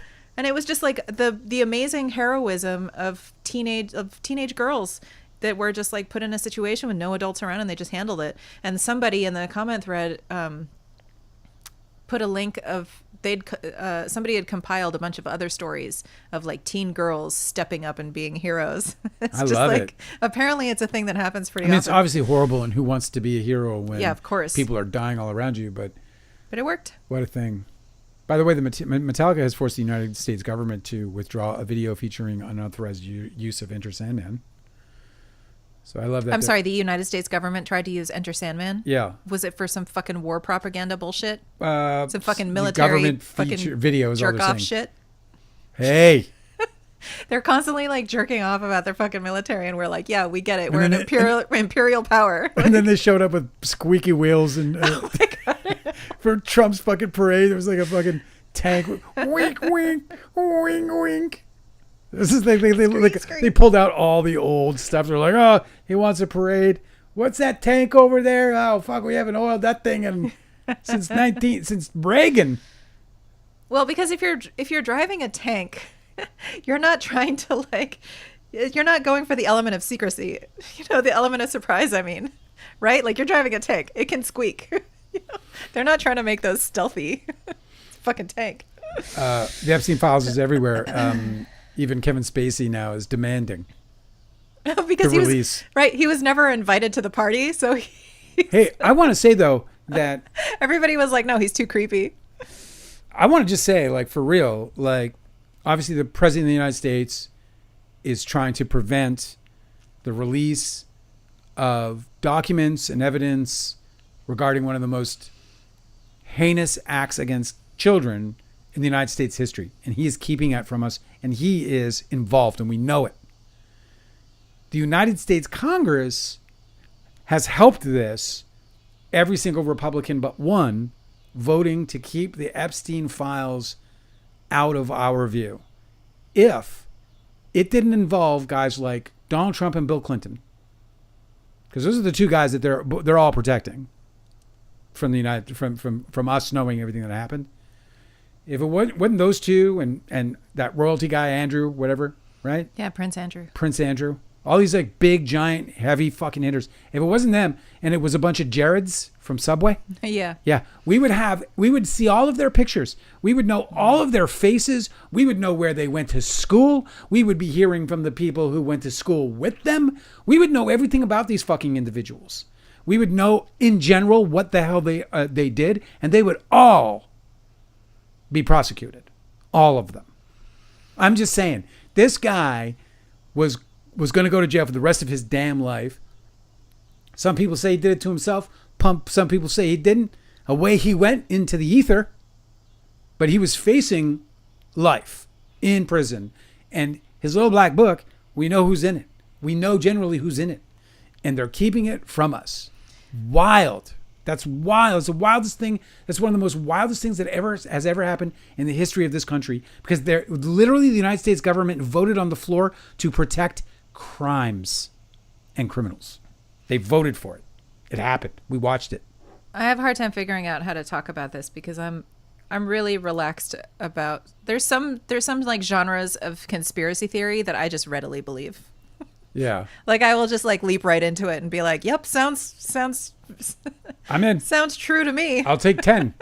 And I think when it comes to like anything involving Jeffrey Epstein, I'm like, "Oh yeah, like evil like underworld shit, like absolutely. Like just pile it on. Anything that you think that he did, I'm sure. Yeah. I'm sure that's it's true." easy to believe that he did. Like even people are saying they're comparing the photos of the deceased. The neck injuries. Yeah, the neck injury, but also people are like comparing the ear. And I'm like, oh yeah, that's not the same ear. That guy's still living like on an island someplace. He's being protected. Pina like, coladas. He's drinking pina coladas. So it's just hard for me to talk about it because I can't tell if I sound like totally unhinged, like because I do find that all of the conspiracy theories don't sound too outlandish when you recognize what the guy did. Like apparently his house in New York was like a house of horrors or something. Like it had like secret rooms and passageways and shit, and he had like cameras set up, like redundant security and all kinds of shit, like real like hostage situation type shit. So like that guy in Chicago in the World Fair way back when. Yes. You know what I'm talking about? Yeah, where he basically like would throw bodies down chutes and nobody would ever see him again. So it's like I just don't know, like Tourists, I don't know how man. to talk about Jeffrey Epstein without making it seem like I've got my tinfoil hat on too tight. Because it's just there's really not much. Nothing I think seems too weird. Well, I mean, you can go wherever you want, I suppose, with it. But if you just stick to what actually happened, it's crazy. If you just stick to what actually we know happened, which is that Jeffrey Epstein had an island, and on that island, really, really, really horrible things happened to young people, and that men participated in that, and in some cases, women too. And we know that's factual. Did you guys just see me slip off my handle? Did you? Yes. What are you, drunk? So, so yeah, I mean, we know it's ugly. We also, for those of us who bothered, and I'm one of them, there was a good portion of a victim's testimony of her deposition, who was suing Epstein and Donald Trump, 13-year-old, when she was 13 at the time. And I listened to that deposition. It's horrifying. And as a survivor, I'm a survivor of gnarly abuse. And if I told you what happened to me, it would sound a lot like what she said happened to her, except that she had billionaires. My guys were just neighbors. But that's the thing, is like, that's why it's not beyond the realm of belief, because this happens to normal people all the Correct. time. So like, you really do we really think that like super wealthy, connected, protected people aren't being complete fucking perverts? Like, And no, doing of it course doing it in this like really grandiose way. Mm-hmm. Anyway, I love that the world is breaking apart around all of this. It's so wonderful. And like I said, this is like what I feel is true about the Justin Baldoni, the people who believe in this guy for no reason. I believe that there's a deluge of truth coming that is going to hit them in the same way that the Epstein files are now hitting all these people who, you showed me a very compelling video, and it was a January 6th video. And in that video, they were staring down the barrel of one of the guns holding down the safety of the Capitol building. It wasn't the Capitol. It was the interior chambers where the politicians do their business, right? Right. So, I mean, but isn't that in the Capitol building? Yeah. Like, do you remember that woman that was shot? It was because she was trying to break through the door, and it was one of the other doors that this video was taken. So it was the same chamber. Right. So really looking down the barrel and stuff. And one of these January 6ers is just screaming about the whole like offense that Jeffrey Epstein is accused of. Right? Yes, that was their reason. That person's reason for storming the Capitol was because the QAnon. Because they believe that Democrats. Right, because they had like the whole QAnon conspiracies is that the deep state hides a massive pedophile ring. So that's why they were storming that one person, at least. I don't know if it was everybody's motivation. Right. Exactly. But they were hollering about pedophiles. So yeah, the guy who posted it was like, easy on that word, just because I think the more times you say it, the more difficult it is for us algorithmically. Oh my God, you're right. Yeah. What are you supposed to say instead? Well, just say the offense. Or, the crimes against kids, or child abuse. Is that also going to trigger the algorithm? Crimes against kids, try that. Listen, I don't know how to talk. I'm helping you. Will you just take my my help? Thank you. So anyway, this is. But the guy who posted is what I was saying is that he is like the strongest, most willing to go to battle people in the base, like the most devoted people, have this as like their central motivation. So if the current political party in power has ruined that credibility with those people, Right. like if they're now questionable, nefarious actors to those people, Yes. who knows what they might do. Right. I don't know what's going to happen. But, you know, it's tough. Like when people wake up from their cult programming. So I'm saying it's a good thing. They It's a don't great thing. actually just like leap over to the other side Yeah. and like act totally normal. Like there's a lot of teasing out of their cognitive dissonance that has to happen. So I just don't expect everybody to be normal. And about there's it. like a lot of people who like shout down at these people. These people, by these people, I'm talking about these people who are supporting these kinds of QAnon type theories, or who have gotten, you know, sort of sucked into these worlds. And it's really easy to get sucked into these worlds, bro. If your whole community, your church, your family, everybody else, if they all are like in this space, your work, if they're all in this space where they're all believing at least part of these theories, if there's like the, yeah, maybe at the fucking water cooler, you're vulnerable. Like I knew a guy here, I was playing darts in a dart league, and I knew a guy here, his mom was perfectly normal. He said, my mom was a normal human being. He's like, I don't even know who the fuck she is anymore. He comes home, doesn't know who she is. And she went all down the whole QAnon path. Yeah, that's really scary. So, But that's how they got them, is because I yeah. think. And so that's fractured now. Yeah. That there's a crack in that now is huge. But what's like really kind of almost heartwarming for me, or not heartwarming, God, what a word. What is optimistic? It gives me a feeling of optimism. Heartening. Heartening is what you're looking for. Yeah, heartening for me is the idea that they're going to hold, they might begin to hold accountable people who might have been either, you know, guilty or credibly implicated in these crimes, such as Donald Trump. Like that might happen gives the whole country hope, because I was making this Christian movie during Trump's first term, and I got into a scrap with the director over Donald Trump, because I knew we voted for him, and we ended up in this conversation about it. I don't know how it happened. Probably because one of his investors had his book on the table or some shit, you know? There was like, you know, whatever. And I remember getting very upset, and I was talking about, is it like, you know, can we at least agree that you can't harm the children? I said it differently, but I was like, you can't harm the children. Can we agree on that? Can we just agree that no matter what side you're on, if your guy or my guy is harming children, no. That's a fucking no. You don't elect that person. You stop it from happening. Can we agree on that? He was like, yeah. You know, he like started to back off as that. I was like, You're so intense. I was like, well, then get fucking informed, bro. Yeah. Then get fucking informed, because you voted for a guy who harmed children. You did. You know, and he's credibly accused, and that's, I think, all you have to be is credibly accused to want to get the fuck away from it. Dude, it's just no wonder why we're so divided. There's people who are like, well, I'll never break up with a friend because they vote differently than I do. And I'm like, it's different now than it used to be, bro. Like, these aren't just political differences. They're moral differences. You're like, right. Like we can't see, we But can't here's hang anymore. But the glint of hope for me is the idea that this whole Epstein thing is now gonna like bring, you know, something can happen to people when they realize they've been bamboozled. You know, not only do they recognize the trouble that they've been in, and they start to question everything at that point, but they start putting up guards. And in most cases, I think it's probably good guards, you know, Good guards. smart guards. Smart guards. Do you know what I mean? They start putting up these like protections around them because they start to recognize. Now, that means they start looking at the sources. Well, how come I felt this way? Where did I get my information? And guess where that is? Places like Fox News. Oh, yeah. Right? So now, and MSNBC, if that happens to be the case, whatever it is, wherever they're going to start holding accountable if, in fact, this crack can become a fissure and this fissure can become a break.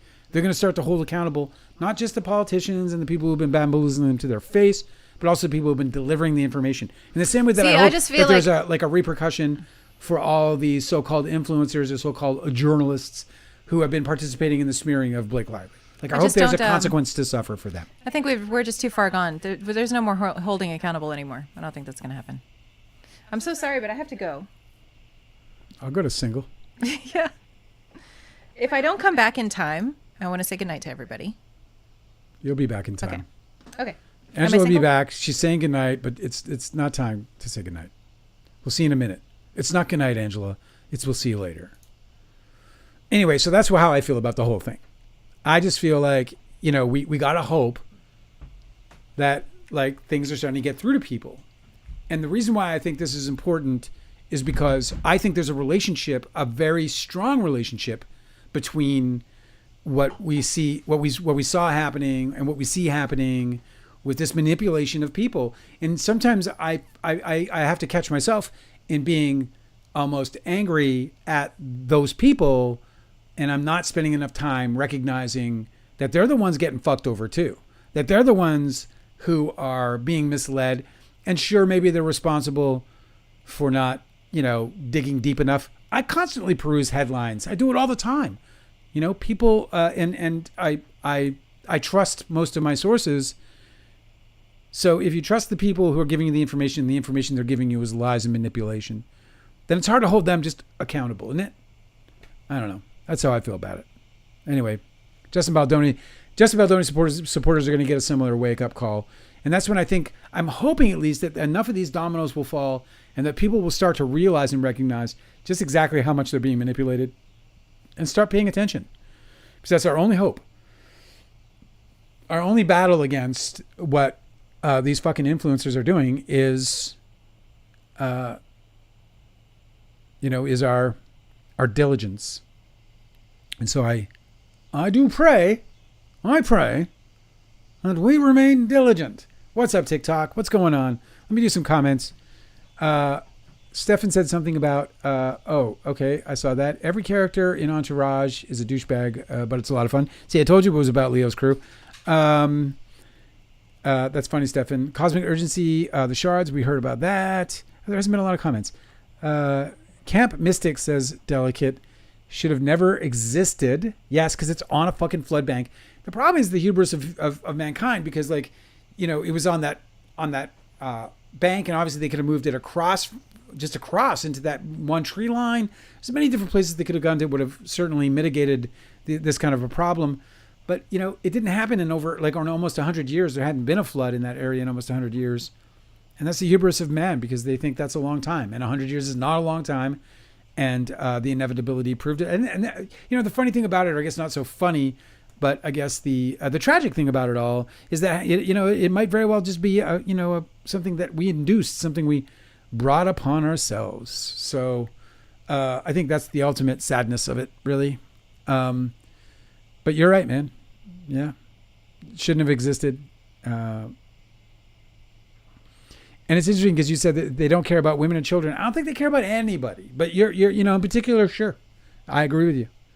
I think the misogyny of the United States of America is such a problem. It's such a massive problem. And it's one of those kinds of problems like racism where I think a lot of people don't even understand the misogyny that they operate by. By the way, Inessa, I did see you saying hello. I meant to say hello to you. Angela just stepped out, but I'm here alone. But good to see you on TikTok. Everybody on TikTok, hello. Thank you for all the likes. Thank you for the likes on YouTube as well. I hope some of you have subscribed as you've popped in. But anyway, yeah, that camp shouldn't have existed, and it was a tragedy that should have never happened. And I feel fucking bad about it. I feel bad about it every day. I think about it every day, actually. And it's not so much that I want to spend a bunch of time getting angry about a bunch of politicians who made a bunch of mistakes, but just rather that I hope that these are the things that are going to create, some eyes to open a little bit about all the different problems that are causing this kind of shit, including, organization, government, decisions, all this other stuff. But the weirdest thing about living in a red state is that I've learned, and I don't know, maybe this is true in other states too, but politically, but in red states, I've just ran into a lot of, red voters, we'll call them, I guess, for lack of a better term. They think that government is the most incompetent joke there is. And that's the whole small government idea, is because you expand a bunch of idiots to run the country and you just get more idiocy. And so I think that they fulfill their own prophecy in a way, and they vote for the idiots, and the idiots come and do the idiots' deeds. And here we are. If we just believed victims, then we wouldn't need to see the list. Well, This is the big thing, Delicate. Delicate says that if we just believe the victims, then maybe we wouldn't have to see the Epstein list. And this is such an important distinction for me, in a big way, is belief. You know, part of the reason why I have personally had to struggle for so many years just to be heard about that terrible and horrible abuse that I had to suffer from Tobey Maguire and Leonardo DiCaprio, who literally ruined my opportunities, my friendships, my relationships, my money, and my life. You know, it was because I was basically alone. It was one incident, right, surrounding one thing. In this case, a few people, myself, Artie Robb, Jerry Metters, John Schindler, and others. And yeah, I think that if there was like a pile of bodies, proverbially speaking, of course, a pile of bodies all over the place that were Leonardo DiCaprio's, people would have listened and maybe done something about it for us and participated perhaps in some justice for us. But now they just kind of went, they must have fucked him over because it's only one person or one group of people for that matter. So the problem is, and I've always said this about women, it's much worse for women. For women, it's like you got to have, if you're the only victim, if you don't know that there are other victims, you're much less likely to come forward because women they're just not believed. So if you're in a one-on-one situation and there's no actual evidence that a kit could, you know, prove, then I think you're kind of screwed, you know.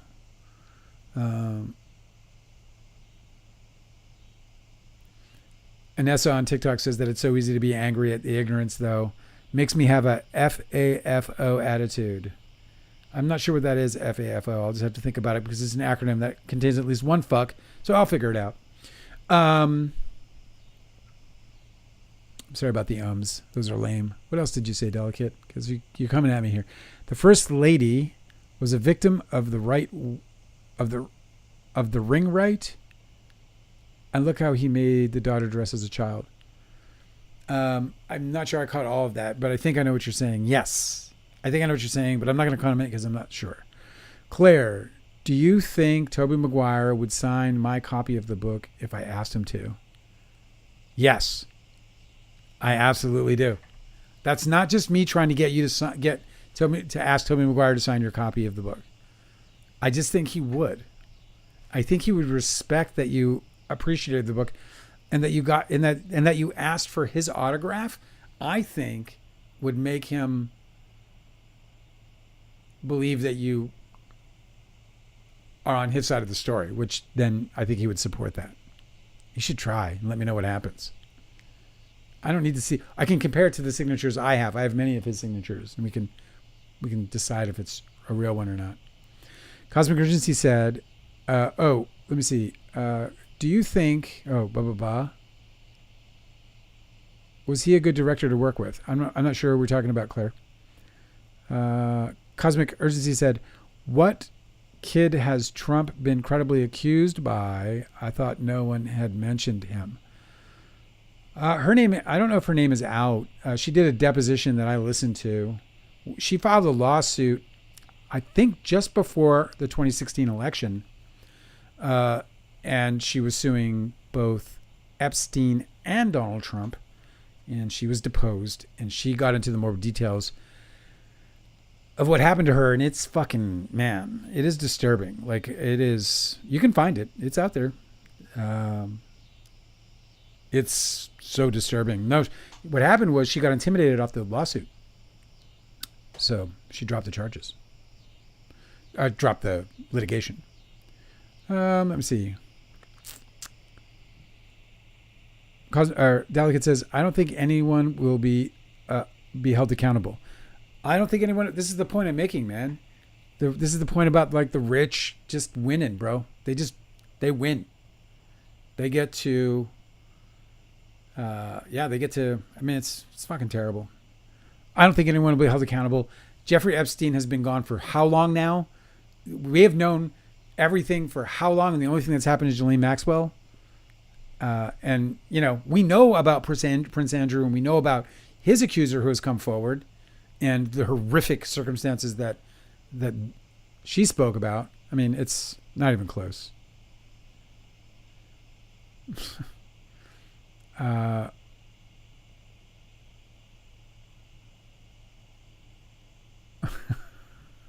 Kevin Connolly's here, guys. He wants to talk to me about my book. Claire said, director of small group movie. I'm not sure what you mean. Let me see. Was he a good director to work with? The director of the small group movie? Yeah, I mean, he was fine, whatever. I mean, yeah, sure. He was fine. Yeah, he was all right, you know. He was a first-time director, so he wasn't, you know, it wasn't so easy. But he was all right, for sure. Do you still direct? That's how you know it's not Kevin Connolly. Kevin Connolly asked me if I still direct.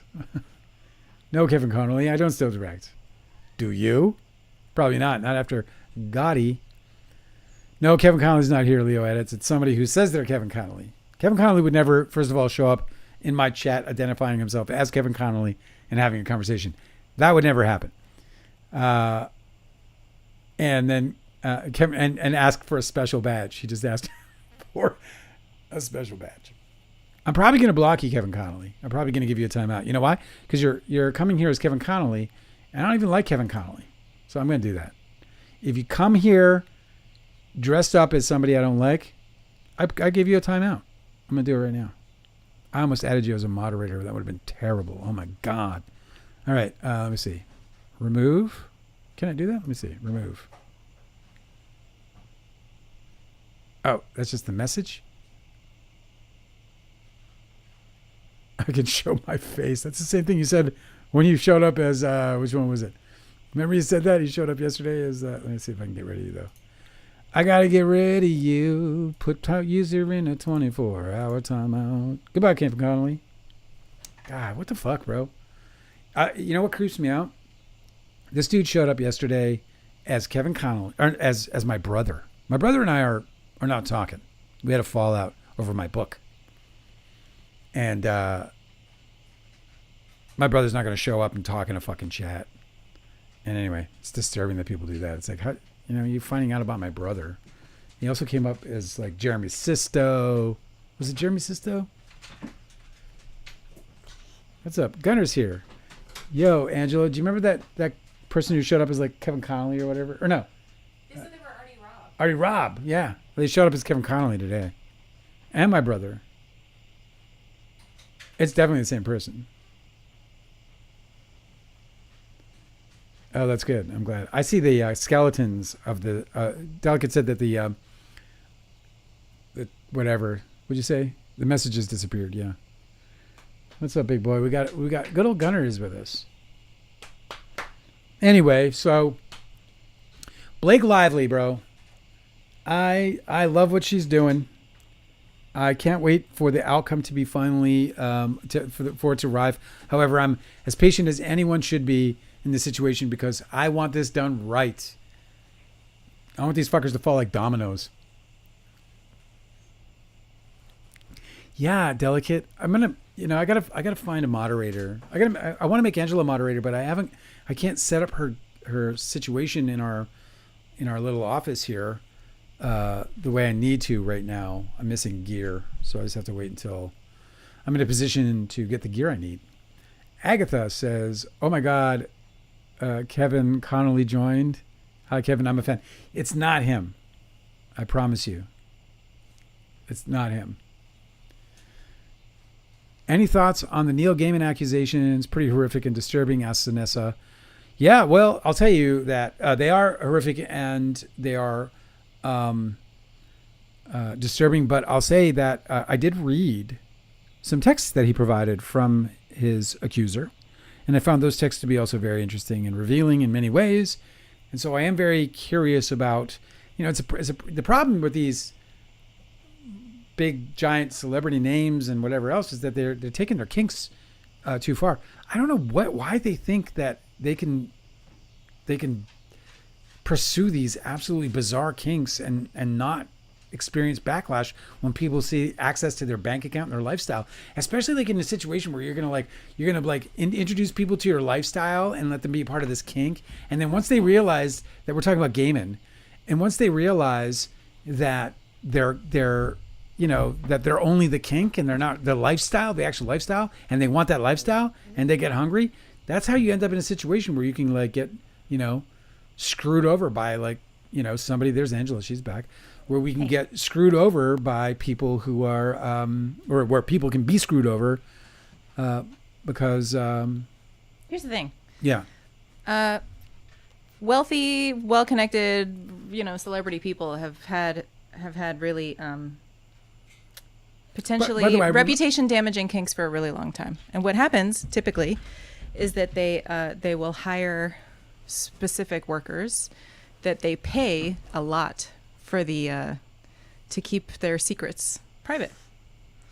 And that's the problem with a lot of the ones that we hear about. Is that they're not doing that? Is that they're not. Yeah, but the workers are I mean, this is the whole No, but that thing. they're not compensating properly.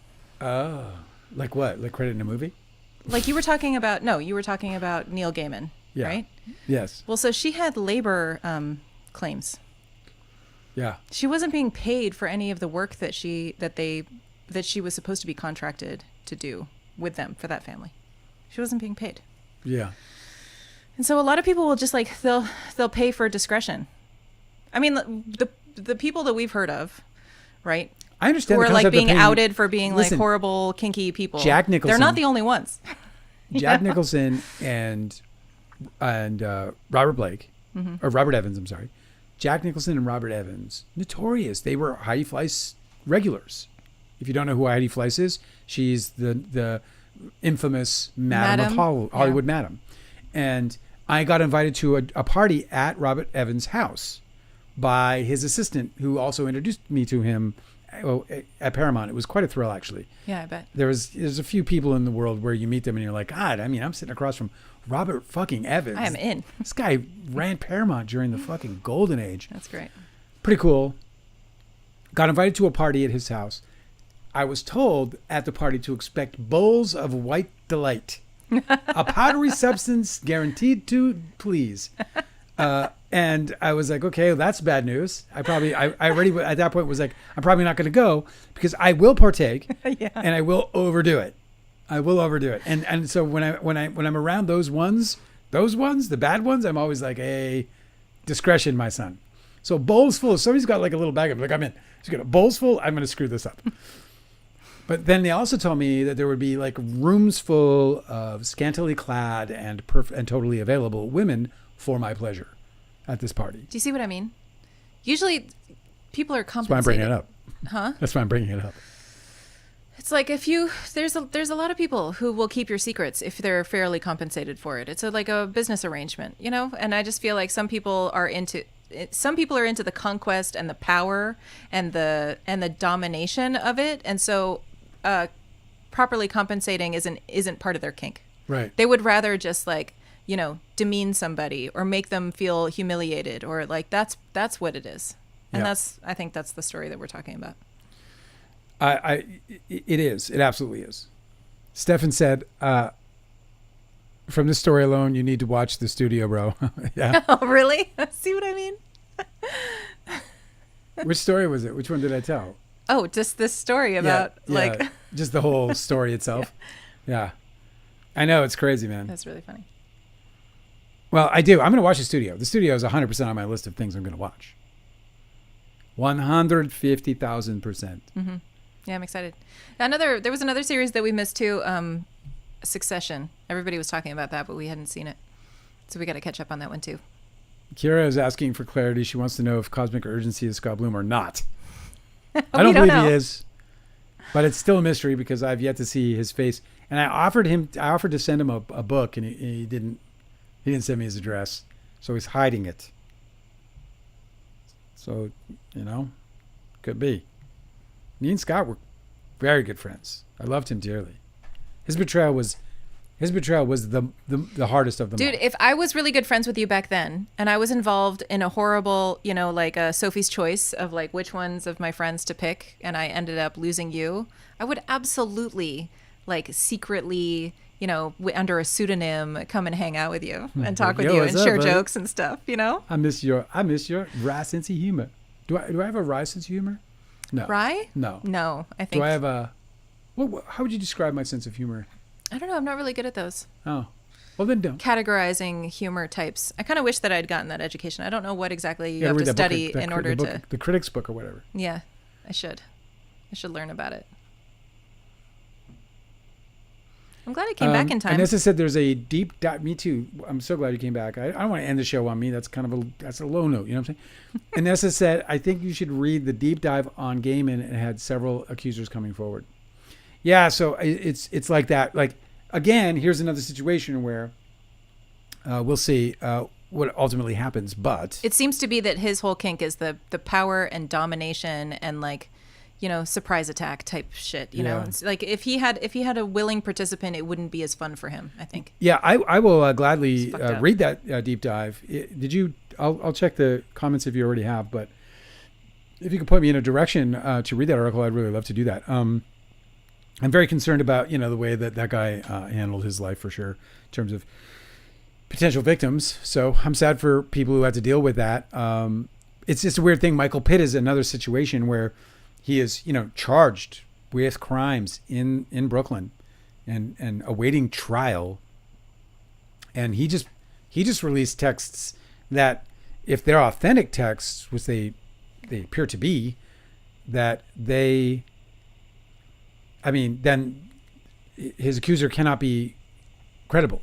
If the texts contextually are correct, if everything about those texts are the same as, what is going on? Stefan, is that not Stefan then? Is that somebody being Stefan? What the hell, bro? Who is this? You have imposters? Yeah, I believe so. Stefan, are you here, bro? Not you. Do you want to just close it up? Man, why do you have to suck? Why do you have to come and suck and pot? Like, what kind of person are you, man? You're just terrible. You're like one of the bad people in life. Okay, I got it, bro. Thank you. He's like, bro, that's not me. Can I report? Yeah, but how do you... unwanted commercial content, spam, pornography, sexual material, child abuse, hate speech, graphic violence, terrorism, harassment, or bullying. You know, I've asked you to stop it many times, but I'm going to... they're harassing me. And so I've reported you now. It's just, you're out of control. Now you're like, yeah, I knew it wasn't you right away, Stefan. There's no way you would do that. And I do got to put user in a timeout. I do got to get moderation happening. 24 hours, confirm. Okay, sorry about that, guys. Sorry about that, Stefan. I apologize. That's not me saying it's not me. Hey, so we talked earlier. I don't know when you want to go, but I'll just keep telling you stuff that's coming up. Yeah, tell me stuff. Okay, so we talked earlier about how there was a content creator who tried to submit their motion to quash the subpoena with the judge. Anonymously. Yes, anonymously. And so the judge was like, I'm sorry, but you have to be able to state your name in the court for me to hear your... I'm going to start filing motions if it got granted. Yeah, well, like it makes sense that he would be like, I need to know what your grievance is, and you have to identify yourself in order for that to give me context for whether that's, you know, valid. Yeah. Well, so because this person has said... this person has now come out saying that they are appalled that they're getting doxxed. They're saying that this is the spin that they're putting on this. So because this person cannot file with the court anonymously, very reasonably, they're saying that specifically Blake Lively and Ryan Reynolds are doxing them.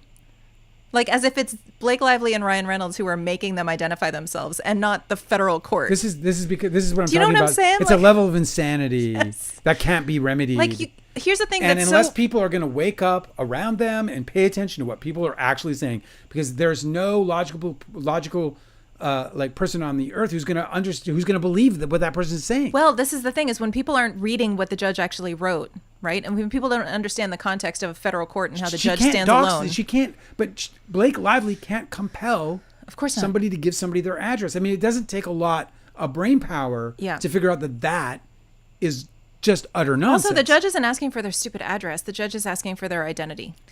And so there's no doxing there, dude. Here's the thing is like, this has always been the playbook that whatever happens that's bad, you scapegoat Blake Lively for it. Like Justin Baldoni wasn't allowed into the editing room as per Sony. His editor told him, as per Sony, you're not allowed to the editing room. He immediately scapegoated Blake Lively for it. Yes, he did. And it continues until just now. Yeah. So the federal judge literally has nothing to do with Blake Lively. He's like overseeing a whole bunch of other federal court cases in New York, right? And he is saying, I'm sorry, but you have to identify yourself if I'm going to see your argument. Like, I'll consider it, but I need to know who you are. And so immediate scapegoat. Blake Lively's behind this. Like, what is the connection? You guys are just like, it's such bad faith arguments. Like, there's no way they actually believe that. It's fucked up, isn't it? There's no way. Anywho, that's the latest. I hate being harassed.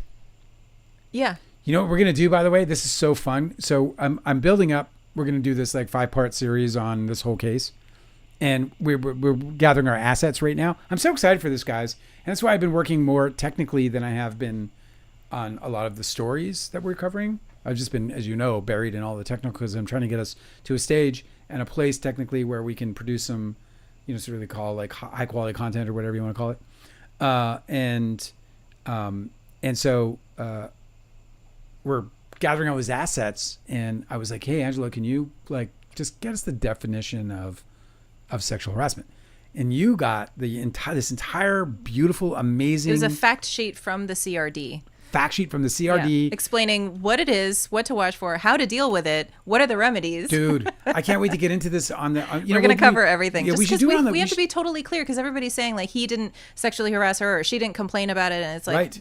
It's very, very clear about what it is according to the CRD, right? And what to do, and like the big spoiler on this is that all Justin Baldoni had to do, or Jamie Heath, all they had to do was contact the CRD and say, yo, we've had a claim and we need to figure out what to do. Well, I mean, they have an HR, right? That knows, like, any HR professional knows all of this shit. Yeah. Right? So I think it was deliberate that they didn't want to take it up they didn't want to do anything about it. They just wanted it to go away because for sure. But where I was going is that the CRD has a complete, like, it has compliance options. package. Yeah, like 5 different options. It has a perfect compliance package that shows you exactly how to handle every single situation and avoid any kind of litigious or mitigate any kind of. So as soon as you have a complaint, like you have a problem, this is a problem that can fester, and we know that they understood this because they went and got crisis management as a result of it. So all they had to do, if they didn't know what to do, is put their tails between their legs and call the authority and be like, yo, what do we do in this situation? Especially if they think they've been wrongly accused, because everything that the CRD provides gives you really a perfect methodology to protecting yourself from even bad claims. Because if you follow the recommendations, the guidelines for compliance for California law, if you follow these compliances, or if you follow these guidelines, you're going to comply with the law. And if you comply with the law, Blake Lively has nothing to stand on because you complied with the law. All you have to do in this situation is comply with the law. As soon as she filed her complaint, he and they should have known, especially as people who want to protect their assets, right? Which is the movie they own and the future it might bring, right? Compliance, bro. Pick up the phone. Compliance. Easy fucking peasy. I'm actually really amazed that he didn't think that anything bad would happen. What'd you drop? My headphones. How'd it make you feel? I couldn't tell what it was because I can't see you. I mean, I can't see your desk. I dropped the baby. Well, Dale.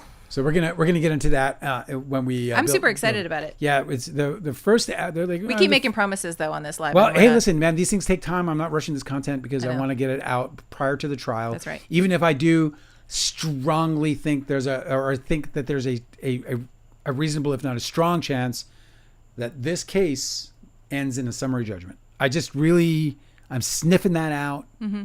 We've been sniffing it out for a few weeks now, or maybe. I think so.